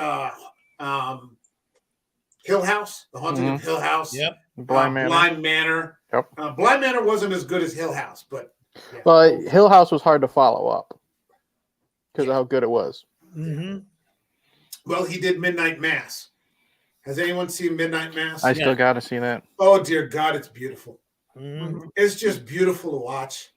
Magnificent horror. Just give me a story, and they give you a fucking story in that one. Holy shit! Now the rumor is that Flanagan, once he goes to Amazon, is going to get the right, or Amazon's going to get the rights to the Dark Tower. I've read that too. Yeah, multiple seasons. Multiple seasons with Flanagan doing the Dark Tower. Holy shit, that could be right. Is he going to do the right thing and bring Idris Elba? Oh, I hope not. I want them to bring Javier Bardem, who was supposed to be the original Roland. The original Roland was supposed to be Javier Bardem, and that would have been perfect. And when I heard it was Idris Elba, I'm like, I mean, I love Idris Elba, but I'm just like, it's not Javier Bardem. They'll get Cavill and then cancel it 1.5 seasons in. Yeah. Oh, Jesus. Now, I think with Flanagan's too good for that. Flanagan's too good for that. That's just really good shit. Let's see. We had Silver Bullet. Yeah, going from Flanagan to Silver Bullet. There's a big drop. Yeah, and then this was another Rod. I think was this Rod's pick? I think it might have been. I think it was. And this was one where we all came in thinking we were going to like the movie, and we spent 53 minutes and 28 seconds bagging the shit out of it. Yeah, but it was fun. We bagged the shit. Oh yeah, it was all good. We were laughing our asses off the entire time. We beat the shit out of that movie, though. The Invisible Man. Oh yeah, Ryan and I went to go Fathom Events. We saw for Halloween. We saw The Invisible Man and The Wolfman, Universal's. The Invisible Man's a freaky fucking movie with Claude Rains. Oh god, yeah. I've got the collection, the Blu-ray collection. I haven't watched it yet, though. You got to watch it. Really fucking good. And then Ryan requested that we do Night of the Hunter with Robert Mitchum. Yeah. Robert Mitchum, yeah. Which was not what I thought it was going to be, but it was good. Starship Troopers. Yep. Do you want to know more? Medic. Jake Busey. Classic. And Everybody needs a friend like Ace. Huh? Everybody needs a friend like Ace. Yeah, exactly. Yeah. Hey, did you hear they're remaking Children of the Corn with David Schwimmer? And that's where John gets booted. It wouldn't surprise me. Yeah. And then Rod next year. He wanted to do M.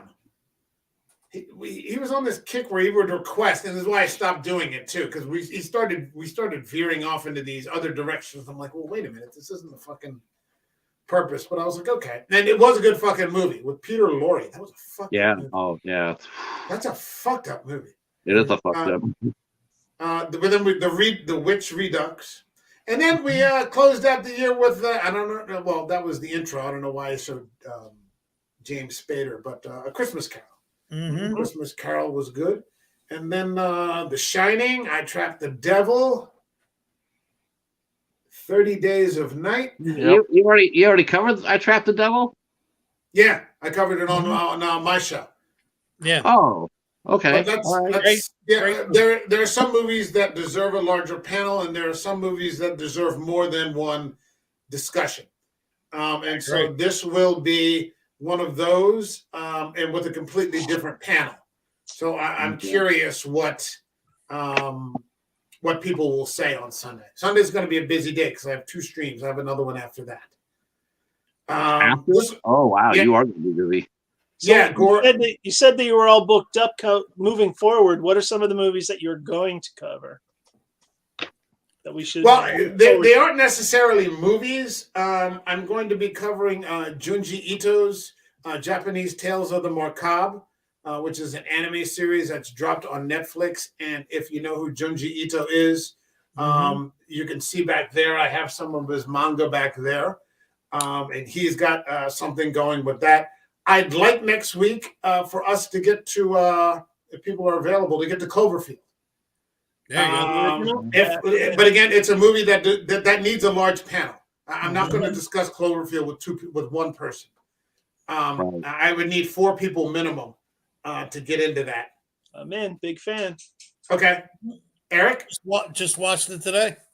Yeah, so John, if it's Wednesday and not Tuesday, I'm available. Because I know sometimes you do a Tuesday show, but if it's a Wednesday night, yeah, I'm up for it. You guys for Wednesday? Works for me. Bill? Yeah. Patrick, you want to join? Or you have your own show? Yeah. I'm interviewing a studio owner next Wednesday. Okay. What time do you start? Are you starting at 8:00, Mike? Yeah, 8 p.m. 8 p.m. Yeah, 8 p.m. Unless it's Rod on, in which case sometimes we start at 10. But we haven't had Rod on in a bit. So yeah, I think Rod hasn't been on. I don't think since Boondock Saints. Maybe that was a fun episode too. Yeah, that was. I gotta eject Mike. Okay. Before I do, I'm gonna throw in a request for something soon or soon-ish, before summer maybe. I don't know if you guys have heard of it. The Girl with All the Gifts. It's kind of a zombie movie, but kind of not. But really high quality when you were talking about story over, mega kills and the best zombie kill. This movie's got that story, so I'm going to highly suggest that. Okay, I'll take a look at it. Thanks. And we'll talk again, but I guess I'll see you on Wednesday for Cloverfield. Yep, and you'll see me Saturday. Yeah, that's right, because I'm off on Sundays now. City, Anchor Rock Club. Because I'm off on Sundays, yeah. Me and Bossa Nova are playing at the Paul Glazer Memorial show concert. There'll be about 10 bands there. It's at the Anchor Rock Club in Atlantic City. Starts around 7 o'clock. And if you knew Paul, come out and join us for some community and some great music. Sounds good. Is Atomic Diarrhea going to be there? Who to what now? Atomic Diarrhea. What was that? Diarrhea Planet. Let's get it right. Diarrhea Planet. Let's get it right. Memphis' greatest underground band. I'm telling you, check them out on Spotify or YouTube. Now. Diarrhea Now Planet. I have to. Yeah, now I have to. I'll be in the gym tomorrow going fucking Diarrhea Planet. Diarrhea Planet Unplugged. They did it. Yeah. All right, later, Bill. See you, Bill. Later. What a crowd. All right, so what's it? We had Stir of Echoes. Stir of Echoes, yeah. Mimic. Prophecy, that was a good one. Yeah, that came out of nowhere. Yeah, that was a real good one. Yeah. You hadn't seen it, had you? No. And then when I found out Elias Koteas was the lead, I was definitely down for that. Yeah, Elias, he's one of the great underrated people in Hollywood, man. Mm-hmm. Absolutely. Is that Mimic the one with Mia Servino and Tom Sizemore? Yeah. No, Tom Sizemore's in The Relic. The Relic, okay. This is Charles Dutton. Charles Dutton. Right. Charles Dutton. The Relic is Tom Sizemore and Penelope Ann Miller. Right. Yeah. And people get those confused. This is a Del Toro movie. Guillermo Del Toro. Another good one that if you ever go back to your crime series, Mike, with Elias Koteas, is Fallen with Denzel Washington. Yeah, I'll go back. I'll go to Fallen, but I'm not going to go back to crime again. I'm not doing those type of out of genre requests. Gotcha. A movie could be one thing, but it's got to be horror, sci-fi, or some sort of action thriller. That I wouldn't say it was a mistake because we covered a lot of good movies during the past summer. But yeah, I'm not going back to that again. I'm not going back to that again. Gerald's Game over there with Walt the Cinema. More Flanagan. Yeah, Total Recall. Yeah, with Marty. The Fly. Yeah. Yeah, that was good. That was a great one. Ryan and I doing the compare and contrast from the Phantom of the Opera, the Barry, the Chaney, and then the Herbert Lom Hammer version, which was really good. Was really good. Dark Was the Night. Yep, that was a good one. Yeah, that was a good one. Yeah, that was a Wendigo movie. Yeah, that was a Wendigo movie. Yeah, I was really surprised. I was happy when you covered that because that movie is fantastic. It really is good. Zodiac. We should do that again. I've never seen it. We should look at good movie. It's a crime movie? That's a crime movie, though, isn't it? It's about the Zodiac killer. It's an action. I'll do action thrillers. I'll do action thrillers. The X-Files movie. The one with Billy Connolly. Yep. That was a dark fucking movie, man. That's right. Holy shit. Yeah, where Billy Connolly plays a pedophile priest in an X-Files movie. Yep. Holy shit. Let the Right One In. My all-time favorite vampire movie. Was that the original one? Yeah. Okay. Yep. Yeah. I wouldn't do Let Me In. Let Me In. Yeah, I'm not doing that. The Gray. That's fucking great. Blackcoat's Daughter. Dr. Sleep. Yes, especially that director's cut, bud. You got to get on that someday. Yeah, got to get to it. The Exorcist. This was a good one. I just covered that too. I reviewed it. This was a good one. Yeah, get ready for October when David Gordon Green's Exorcist comes out. Yeah. Now that he revealed that the plot is Ellen Burstyn is the only one so far that we know that's returning, and somebody thinks that their daughter is possessed, so they go to Ellen Burstyn for help. That's what it is. That's all that they've revealed. They've revealed nothing about church or priests or anything. That Ellen Burstyn, because she lived through an experience of her child being possessed. That's her involvement. Exactly. I predict it will be shit. Yeah. There's no way in hell Linda Blair is showing up on that. No. Well, they're making it's a trilogy, isn't it? Yes, he's making 3 of them. Fucking trilogy. This shameless motherfucker who just came off 3 shit Halloween movies. I know that's redundant, but there you are. Is now just going to grab the golden calf and just drag it through the cesspool. Take another franchise and ruin it.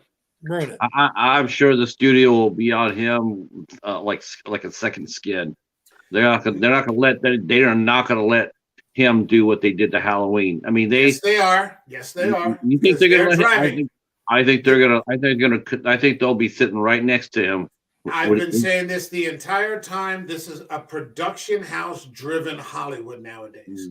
Yeah. The production companies are driving the content, not the directors. You got to be, like I was saying earlier, you got to be Nolan, you got to be Zack Snyder, you got to be James Cameron, you got to be Spielberg or one of these kinds of guys to get above that. If not, you're a director who's being cast. I'm sure Blumhouse cast David Gordon Green, not the other way around. And I think it's the same writing group too, because I know Danny McBride was thrown in there. He's helping write the Exorcist trilogy as well. Oh God. Who's that? Danny McBride, who helped write the latest Halloween trilogy as well. Yeah. So it's going to be the same thing. Yeah. Shameless, fucking shameless.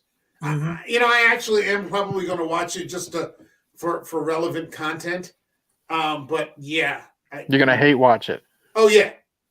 Yeah, absolutely. I'm gonna fucking you know what I'm gonna do? I'm gonna buy tickets to another movie so that I get a fucking nickel of my fucking money, and then I'm gonna walk in the fucking Exorcist and watch it and fucking bag it as much as I can. And I know this year on all the reviewers, I can't wait to see it. On your fucking social media feeds. I can't. Fucking flying monkeys, Jesus Christ! All you got to do is wait till somebody downloads it on YouTube. Yeah. Now pay a damn thing for it, because part of what made The Exorcist what it was the tragedy, right? The tragedy of Father Karras, the celebration of Father Marin, who in the face of realizing that he's going to die, goes face first into this, to rescue this little girl. It was about that Reagan McNeil was a child of divorce. I mean, Blatty was a devout Catholic. So the fact that there was, no father there wasn't a coincidence. All of these things, the Kinderman character, this master detective attempting to solve the murder of Burt Dennings. Right. And these are 4 or 5 different stories that each could be their own movie. Yeah. Before you even start to get into demonic possession. Yeah, there's no fucking way that you're gonna go ahead. Yeah, the movie was paced so beautifully. I mean, I just rewatched it a couple of weeks ago, and I'm just was so impressed with the pacing of it. It just slowly, very, very slow. Just it didn't overwhelm me with the score. It didn't overwhelm me with anything. It was just like it almost plays like a semi-documentary. Quite honestly. Yeah, and that was what made it a perfect film. But that all of those things were in place before you got into issues of demonic possession. This, I guarantee. You know what this is going to be like? This is my guarantee. This is what I'm predicting. This is going to be like Exorcist: The Beginning. Right. the original, the second movie that they made after they told Paul Schrader to remake his movie Dominion, and he told everybody to go fuck themselves.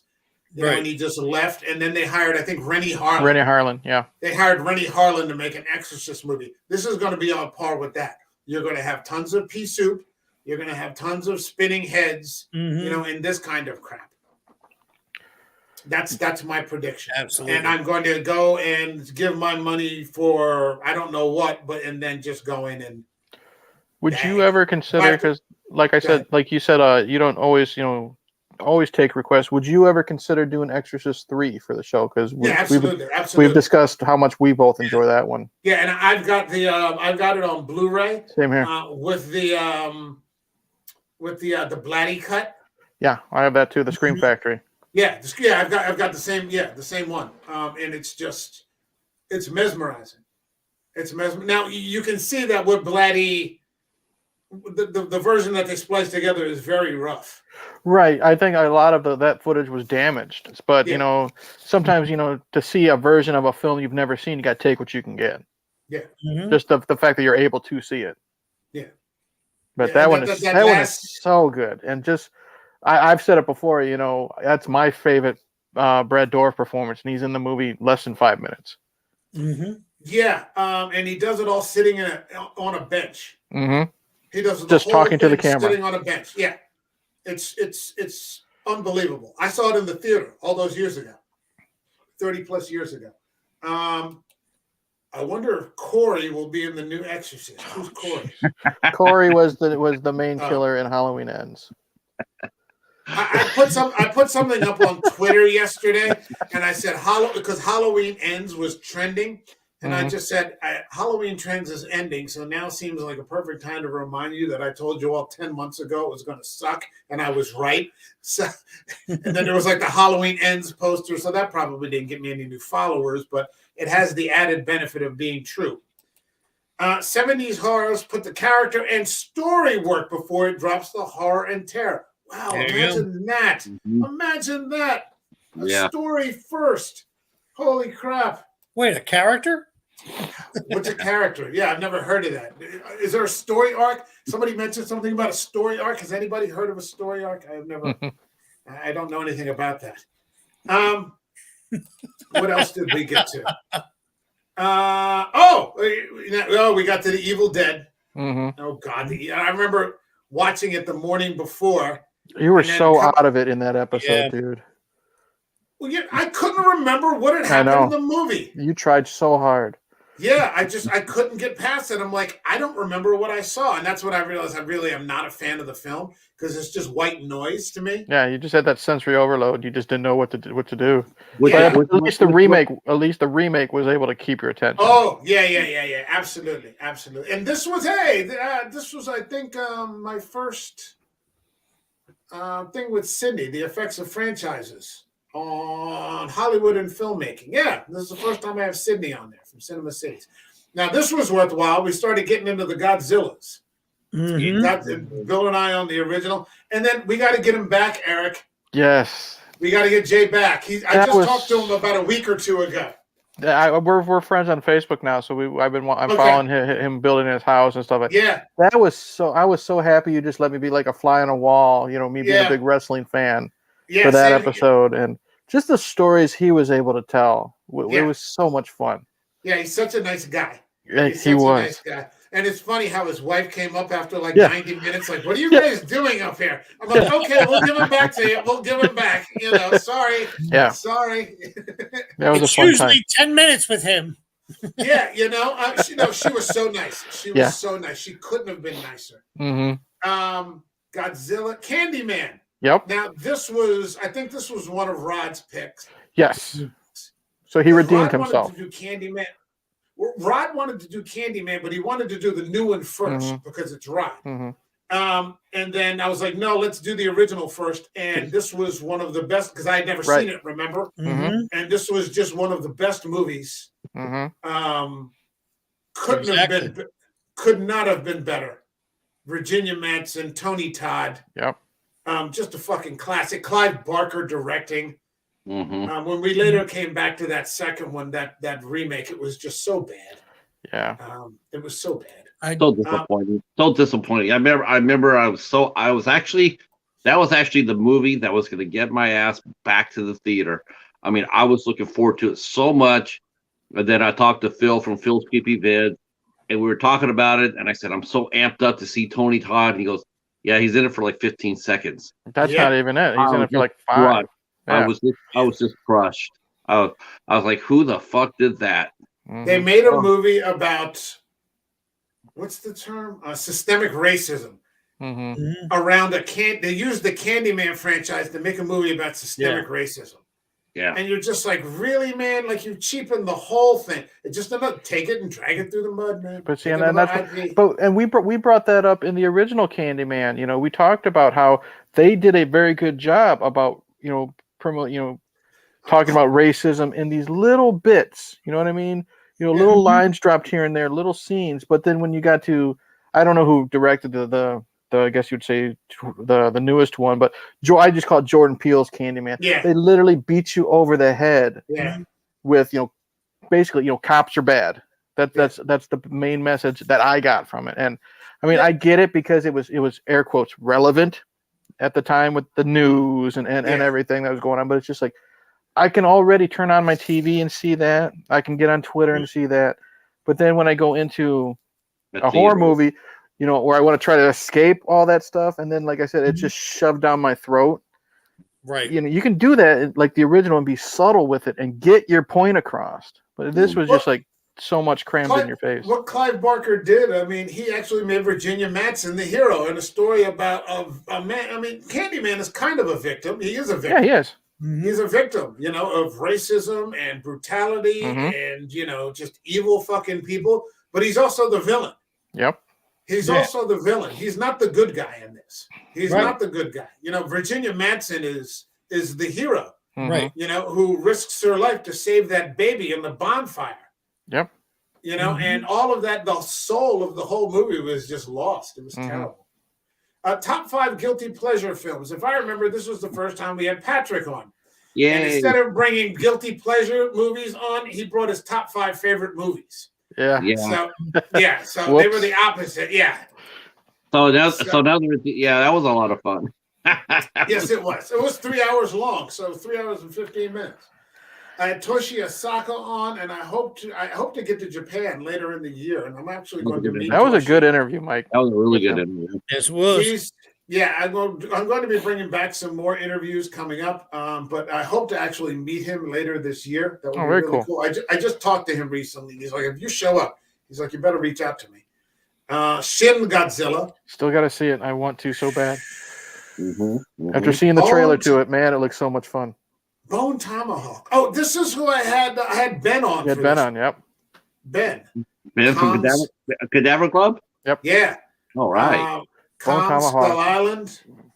Yep. Bone Tomahawk, brutal as fuck, dude. Yeah, it is. Yeah, it is. Love it. Yep. This was the kickoff for the Summer of Crime. Dark Knight. Yep. Yeah, and Gorephobes. This was the first time with the Gorephobes, I think. King of the Monsters, Hell or High Water. This was the first time. No, this was the second time I had Sydney on. Okay. Second time I had Sydney, and we started talking about Taylor Sheridan, who's now doing the Yellowstone. And what's the new one? What's Stallone? Where's the mob boss in Oklahoma? King of Tulsa. King of Tulsa. Yeah, Tulsa King. So now this was how he first kind of started. He did this trilogy about what the West is today and how it's kind of dying. Yellowstone's the one with Kevin Costner, right? Yeah, Yellowstone. Yeah. Okay. 5 seasons worth. Tony Atherton. I just talked to Tony. I'm going to have Tony back on. Tony, he couldn't talk about it at the time. He told me that he had a big role coming up. And it turned out he got cast in a superhero movie. Oh, okay. He was cast in Batwoman, the one that was canceled. When I got canceled. No. Yeah, and that was his big break. And as much as I've bagged, these movies, this, that, or the other, there are people like Tony that for them, this is their big break. Yeah. And he was, I could tell. He's like, I'm so excited. He goes, but I can't tell you. I signed an NDA. You know, I'm not allowed to discuss it. You know, but I'd love to come back on later and discuss it. And then the next thing, that sucks. It got yanked out from under him, and he was upset. I don't blame him. Yeah, yeah, that was his big chance. But he's been back. He's got other things coming up. He's doing other series. He's going to be back on soon. Very cool. He's been on The Crown. He's been on Peaky Blinders. Yep. He just met King Charles. And he's featured in a magazine being photographed with fucking King Charles. So I'm going to have him back on in the next couple of weeks. There's a lot of good stuff to talk about with Tony. He's a really good guy. I like Tony a great deal. Red Dragon. Yes. This was you and me, man. Yeah, buddy. Great finds. Hostiles. Sydney and I again. A movie that was actually better than Hell or High Water. Here we go. Point Break. You talk. Give me 2.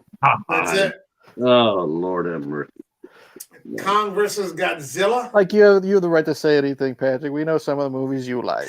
You know, Point Break. Oh, you know what? I will match up any movie that I have against Point Break. Not a problem.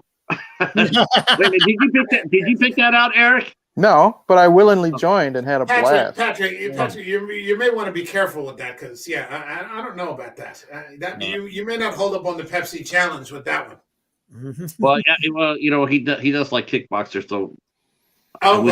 He's got you there. That's okay, you know, and I'm sure Patrick, you know, can't wait for a Ouija Shark too, you know, and he wants to put that up against Point Break. Go ahead, buddy. Shark. Yeah, we go all night. Come on. Eric's still holding a grudge over Ouija Shark. Exactly. All right, then. Put anything up in your collection against Point Break, yeah. Moving right along, all of you. All right, Predator. Yes. Predator. Yeah, that was good. My first interview with Julia. She's a great addition to the show, dude. She's a sweetie. I love her. And she messaged me. She says, I can't keep my eyes open. So it's 1:00 in the morning to start for her. So I'm just like, and she stayed up with us sometimes till like 3:15 in the morning. She's such a trooper. I love her to death. She's great. And speaking of which, I got a buggy because I got some stuff I got to do before I got to go up to the hospital tomorrow and get some tests done for my next operation. All right, second knee, right? Yep, second knee. But thank you, man. This was a blast, and Mike, congratulations again. Thank you. I appreciate it. This is absolutely a blast. And I'll see you. I'll see you on Wednesday, Cloverfield. All right, buddy. All right, night, John. Night. Once I figure out how to get out of here, I'll be fine. Mike, just boot him out. It'll just be easier that way. Go. Just half of the beat. You spared me the trouble. My God. All right. So what else do we have after this? Julia, 7. We redid 7. Yep. And this was the one I think Kara showed up late again. She's consistent. Yeah, she's consistent. This is 7. This was Bagging on Prey. Yeah, you hated that one. God, I hate that movie. No Country for Old Men. That's a good one. That one's so good. Cat and Julia. Her husband was a famous horror writer. Okay. Personal Shopper. Another walk the cinema. You know, I got that Personal Shopper because of you, Mike. Have you seen it? No, but I am going to cover it. I have a lot of Kristen Stewart movies. I don't know how the hell that happened. I have so many. I think I have almost all her catalog except for maybe Twilight. Hey, man, she's a great actress. Yep. She's a great actress. Bottom line. I mean, her and Pattinson. They're both fucking great, man. Not a problem. Oh, God. Sin City. Yeah. Now, why did you hate Sin City? I could not understand that. I saw you hating on it. I'm like, why? That movie is brilliant. I can't remember. I think it just didn't hold up or something. I can't remember. Gosh. Oh, I love Sin City. I own it. I mean, it's sitting in here somewhere. I own a copy of Sin City, but when I watched it, it just kind of it didn't hold my interest this time around, and I hadn't seen it in like 10 or 15 years. Yeah. I remember the only scene that there were a couple of things that I liked. The first one was you got to say Mickey Rourke. I mean, no, I'm not saying Clive Mickey. Owen. Who is? Oh shit! Benicio del Toro. No, well, I like Benicio del Toro. He was, but Clive Owens. Clive Owens. No, will you stop? What's her name? Jessica Alba. Yes, Jessica Alba. Nancy Callahan. There was Jessica Alba dancing on top of and I said that rivaled what Salma Hayek did From Dusk Till Dawn. And Del Toro, Benicio del Toro. He was the best part of that. But otherwise, it didn't hold my interest on it. Well, okay. What about Brittany Murphy? We gotta pay a little respect to Brittany. She was really cute in that. Sure. Yeah. She's always cute. Yeah, she's always cute. Yeah, she was fine in it. Okay. Ritual. The Ritual. Who did I do the Ritual with again this time? A buddy at work told me that he recently saw that and said that one was really good. It's fucking phenomenal. That's a phenomenal Netflix movie. Based on Adam Neville's novel. I've been trying to get Adam Neville on the show for like a year. I know you're not going to scroll by the next one. No, this was us. Okay. Werewolves Within. Yeah. Because I don't, as a rule, like horror comedies. Right. And I've made that known. But this was just a good movie. Yeah. Now, do you like horror comedies like Zombieland or Shaun of the Dead? Something like that? They're okay. They're okay. This was a lot more. This was sharp. This is clever and sharp and very well done. Here's the thing. Sydney and I just covered what's, in my opinion, one of the top 2 horror movies of 2022. And nobody covered it outside of myself that I noticed, at least within this immediate circle. The Menu. Okay. With Ray Fiennes and Anya Taylor-Joy. And I can't remember the guy who plays Cyclops. Sydney, if you're in there, what's his name? James Marsden. James Marsden. He plays Beast in the prequel movies. Nick Holt, I think. Nicholas Holt. Nicholas Holt. Are you talking about The Menu? Yeah, The Menu. Yeah. Oh, everybody covered that. Oh, I thought. Oh, I don't know who everybody is because I don't know any of them. Okay. Nicholas Holt.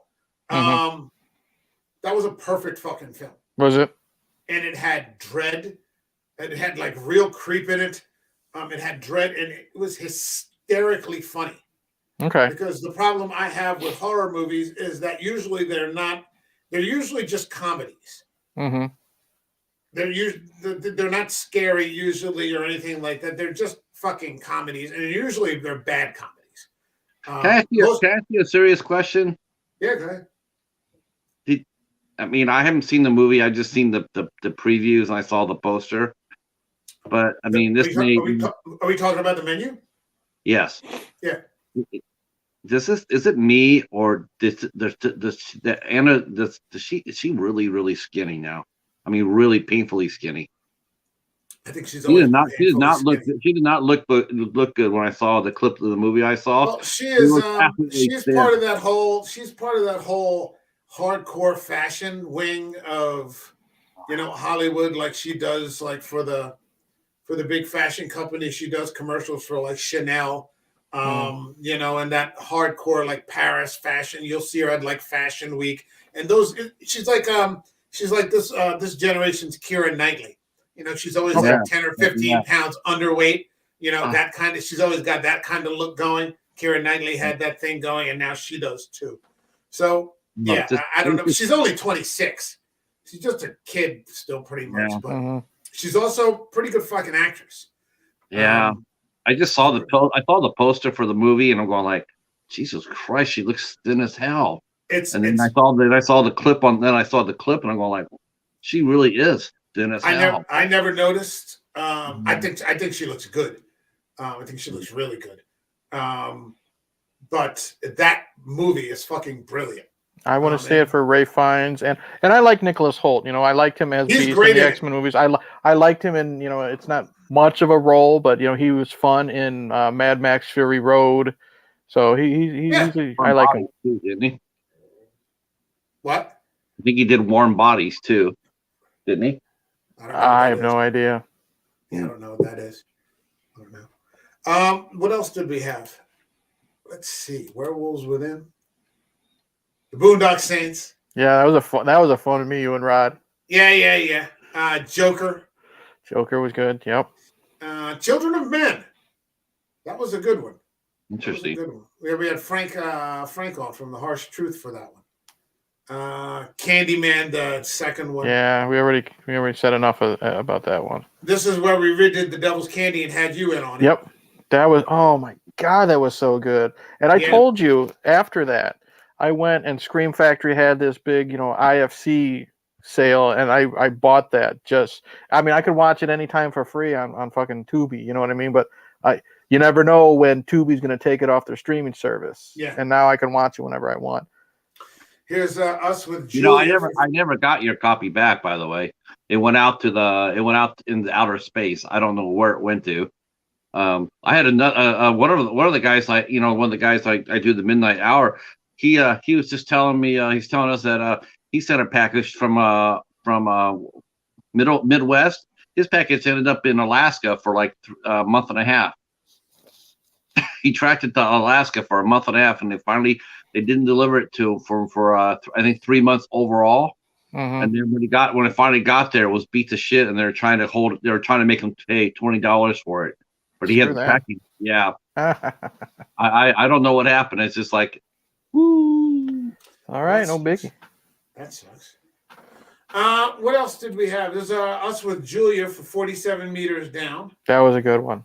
That worked out good. This is what I covered.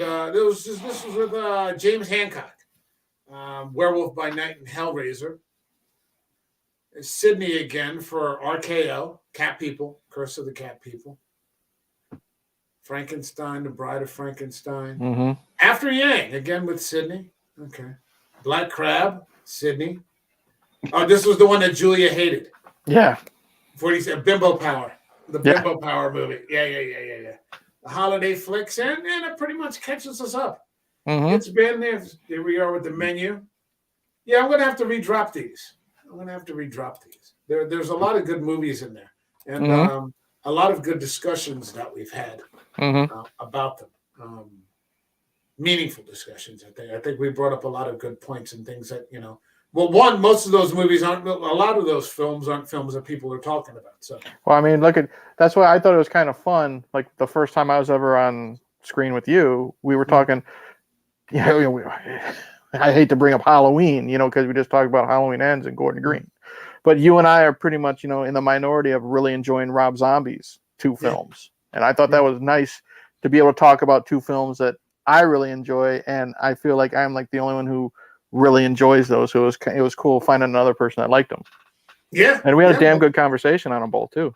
Yeah. Well, they're pretty good fucking movies. I mean, there's nothing wrong with those flicks. They're pretty fucking good. So, yeah, why wouldn't you? I mean, just to talk about First Blood. Yep.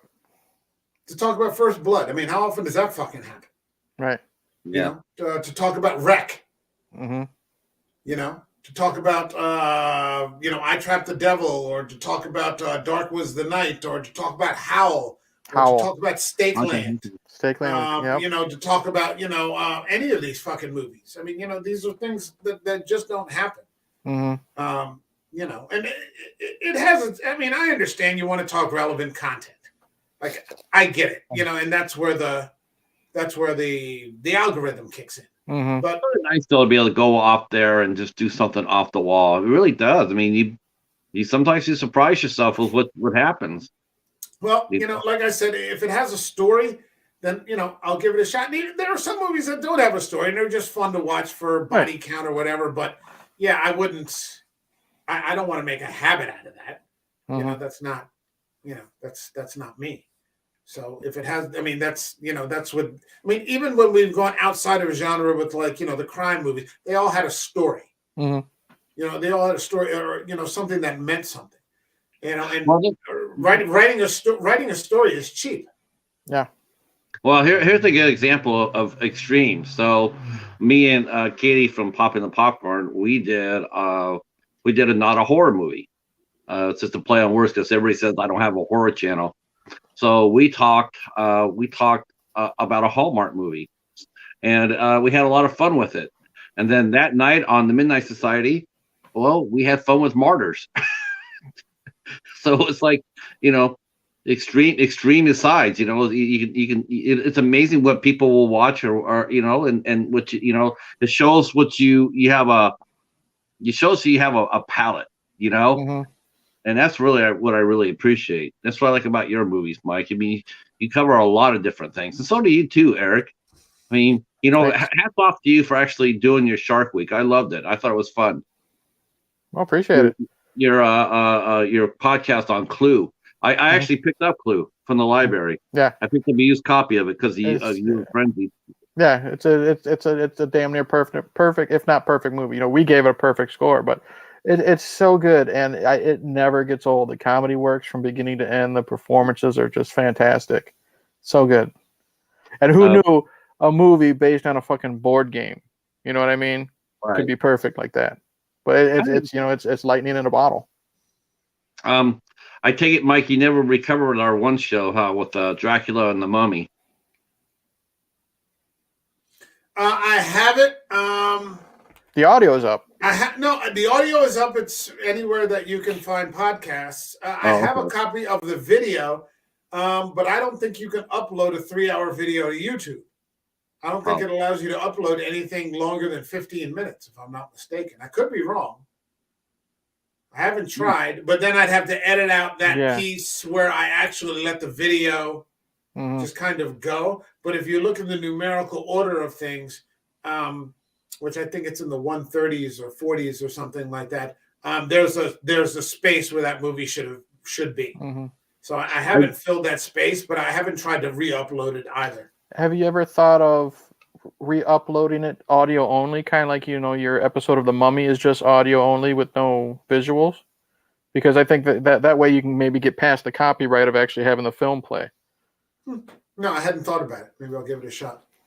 I also got to give you two credit, Mike, for this too. I got a great interview because of you. I got to interview Spider Dombrowski, and he's a cool guy. To meet him. Yes, I got to meet him through your interview. So thank you for that. Yeah. He's a good guy. I hope that he gets some more projects off the ground real soon. Mm-hmm. Teardrop was interesting. I mean, it wasn't bad. Just that it had a sex trope in there. Like the horny teenager sex trope. I'm like, holy shit! For 2022, that's fucking bold. Mm-hmm. Yeah. Because nobody wants to step on that landmine these days. Right. And there was a girl just whipping her shirt off, and I'm like, holy shit! This is all right.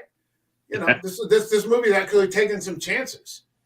Aside from the fact that she was like unbelievably gorgeous. I mean, it was just like, holy shit. Mm-hmm. Like you don't see that anymore. No. The same way I was talking to somebody about Austin. I was doing the media video today, and I was just like, 3 Austin Powers movies. They don't make comedies anymore.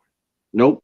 Just talking about that yesterday. I was talking about that yesterday with the guests about comedies. Yeah, because nobody wants to step on that land. No one wants to take the chance. Comedy's way too risky nowadays. So 3 movies like Austin Powers, forget it. You never get that made today. Yeah. That's not the world we live in, and it wasn't that long ago. Oh, I've discussed it numerous times. Just go back to the 80s. Look at all those movies. No one would even dare touch something like Porky's or Revenge of the Nerds or anything like that in 2023. Or Fast Times at Ridgemont High. Oh God, no! Holy shit! That's a rough movie when you stop to look at it. A comedy dealing with abortion and underage sex and all that stuff, drug use and she's like 14 having sex with a 26-year-old on like a dugout park bench in the middle of the night. You're like, what the fuck am I watching here? Yeah. She's having an abortion and then she's having sex with Damone and it's just like, what the fuck? Yeah, there's a lot more to it than just Sean Penn smoking weed. You know what I mean? People just focus on that stuff. Aloha, Mr. Hand. Yeah. Mm-hmm. Yeah, and those are just those are the small parts, but actually that there were a lot of good people in that. Mm-hmm. Jennifer Jason Leigh, she acted her ass off in that. Yeah, she was real good. Phoebe Cates is like the unbalanced sort of friend who's popular, but you can tell she's crazy. She's like dating some guy in college. Yep. Or something like that. Eric Stoltz was in that. Judge Reinhold. Forrest Whitaker. Kelly Maroney. Hey, is this your car? don't fuck with it. Fuck Yeah, with he it. was Yeah. so good. Yeah. Yeah, it's great shit. Well, I think this is as good a place as any to kind of bring things to a close. Righty. Eric, plug something. Well, I have mentioned Two Bearded Losers is officially over. However, it would be. It is what it is. It would be great if anyone listening would listen or watch our final episode, 5/25/77. It's about Patrick Reed Johnson, the guy who he went to see 2001: Space Odyssey in theaters as a child, and inspired him to be a filmmaker. And he is now a filmmaker. He ended up going to Hollywood, meeting Spielberg while he was making Close Encounters, and he became like literally the first person to see Star Wars before the public. It's a great coming of age story, do it yourself type of film. That would be great. And just for the channel, like when I finally get off my butt and do it, jumping in the Underworld series for Mike. And then for the hell of it, I'm going to do some more vampires, and I'm going to jump into the From Dusk Till Dawn movies as well. Okay. Nice. Sounds good. Sounds good. Patrick, what do you got? What's coming up? Well, of course, the big thing we'll be talking about this Sunday at 6 p.m.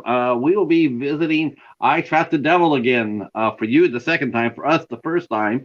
So that will be coming up on Sunday at 6 p.m. Great movie. As far as mine goes, I am interviewing in February. I'm interviewing Crystal Martin, who was the lead in the Mean One, who did she broke out. I interviewed her a couple of years ago, 2-3 years ago, and it looks like maybe her train has arrived. She had a breakout role in that. Also interviewing a gentleman named Kevin Stone, who's a metal sculptor, and a fantastic cosplayer on February 28th named Vale. Absolutely phenomenal cosplayer, tremendously talented and gifted. And so I'll be talking to her on February 28th with a whole other slew of folks. Okay. All right. Sounds good. Let's see. For Sunday, like you mentioned already, 6 p.m. Eastern time, we'll be doing IFC Midnight, I Trapped the Devil. And then sometime on the same night, right after that, say approximately 10 o'clock, Gorephobe and I will be immediately after the episode drops for The Last of Us. We'll be covering that third episode, and we're going to be covering every episode of The Last of Us immediately after the episode drops. It drops at 9 p.m. Eastern time. So anytime after 10, you'll find us in the stream reviewing the episode and hashing it out. So Sunday is going to be a double stream. On Monday, Sydney, it'll be an afternoon show, 1 p.m. Eastern time. We're going to get to the movie that we were supposed to get to today, but Sydney got a snow day, so she was on mom duty. We're going to be talking about You Won't Be Alone, Goran Stilevsky's movie with Numi. She's only in it for about 20 minutes, Numi Rapace.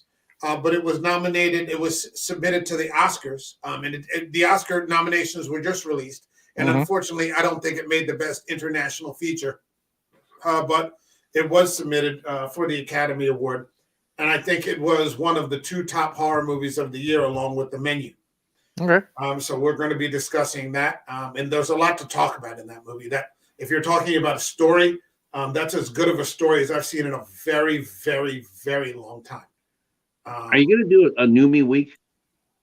Numi Rapace week? No, nothing like that. They just happen to be good fucking movies. Okay. But if we're talking about Black Crab, it's not because it's Numi. It just happens. Numi adds to it, but it just happens to be a great story. Or if we were talking about the Dragon Tattoo trilogy, I mean, Numi's Elizabeth Salander, but they happen to be great stories. Right. So the criteria always for this show is give me a story. And so a lot of times you'll see some recurring actors in there. But the primary thing is the story. So 2 on Sunday, 1 on Monday, and then on Wednesday at 8 p.m., I'll be here with Eric, John, and Bill to talk about Cloverfield, which is maybe one of the most fun and one of the best found footage movies out there. I'm a fan of found footage movies. Me too. From the Blair Witch Project Paranormal Activities kind of things, but even sort of smaller films like As Above, So Below, Last Exorcism, The Last Exorcism, The Devil's Pass, all these types. There's so many good ones out there. I don't think there's a better one out there though than Cloverfield. It's just so bold, and I really hope that they never If anybody were to ever remake one, I want it to be Matt Reeves. If it's not going to be Matt Reeves, leave it alone. Leave it alone. So we're going to be discussing Cloverfield on Wednesday. So it's going to be, I've got about 4 streams planned for next week.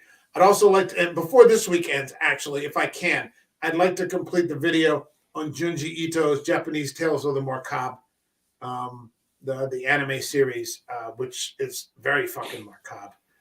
So yeah, it's going to be a busy about 10 busy fucking days for streaming. So my thanks to everyone that showed up here, the Agoraphobe, Bill, John, Julia, Walk the Cinema. Did I say Gore? Yep. Eric. Of course. You, Patrick, and everybody else who've made this a fun 2 years. My pleasure, dude. It never would have occurred to me that, I'd be here 155 episodes later. And yeah, I wouldn't, there's really nothing I would change or do differently. Maybe broadcast a couple episodes differently, but in terms of the content and the things that I've had to say, yeah, there's nothing I would do differently. So. It's been a fun ride, dude. Like I said, I started in the chats, and then I've been in and out, sporadically, and then now I've become a regular on the show, and it's something I look forward to doing, man. And congratulations on 2 years, bro. I appreciate it, man. Thanks for being a night with too, man. I mean, you really you add a lot of value to the show. So I appreciate that. Yeah, I mean, I appreciate it. Yeah, it's a well-oiled machine now. Yeah, it runs very well. All right, so my thanks to everybody in the chat, Mr. Dan, the Ginger Ninja, Sydney, who stopped in, and everybody else out there in the stream. Thanks so much. I guess we'll see you on Sunday. There's going to be lots on Sunday, something on Monday, and then there's going to be something on Wednesday too. And as soon as I can, I'll get that Junji Ito out. And my best to everybody. And here's looking for another great year of An American Werewolf in New Jersey. All the best, everybody. Cheers. Cheers.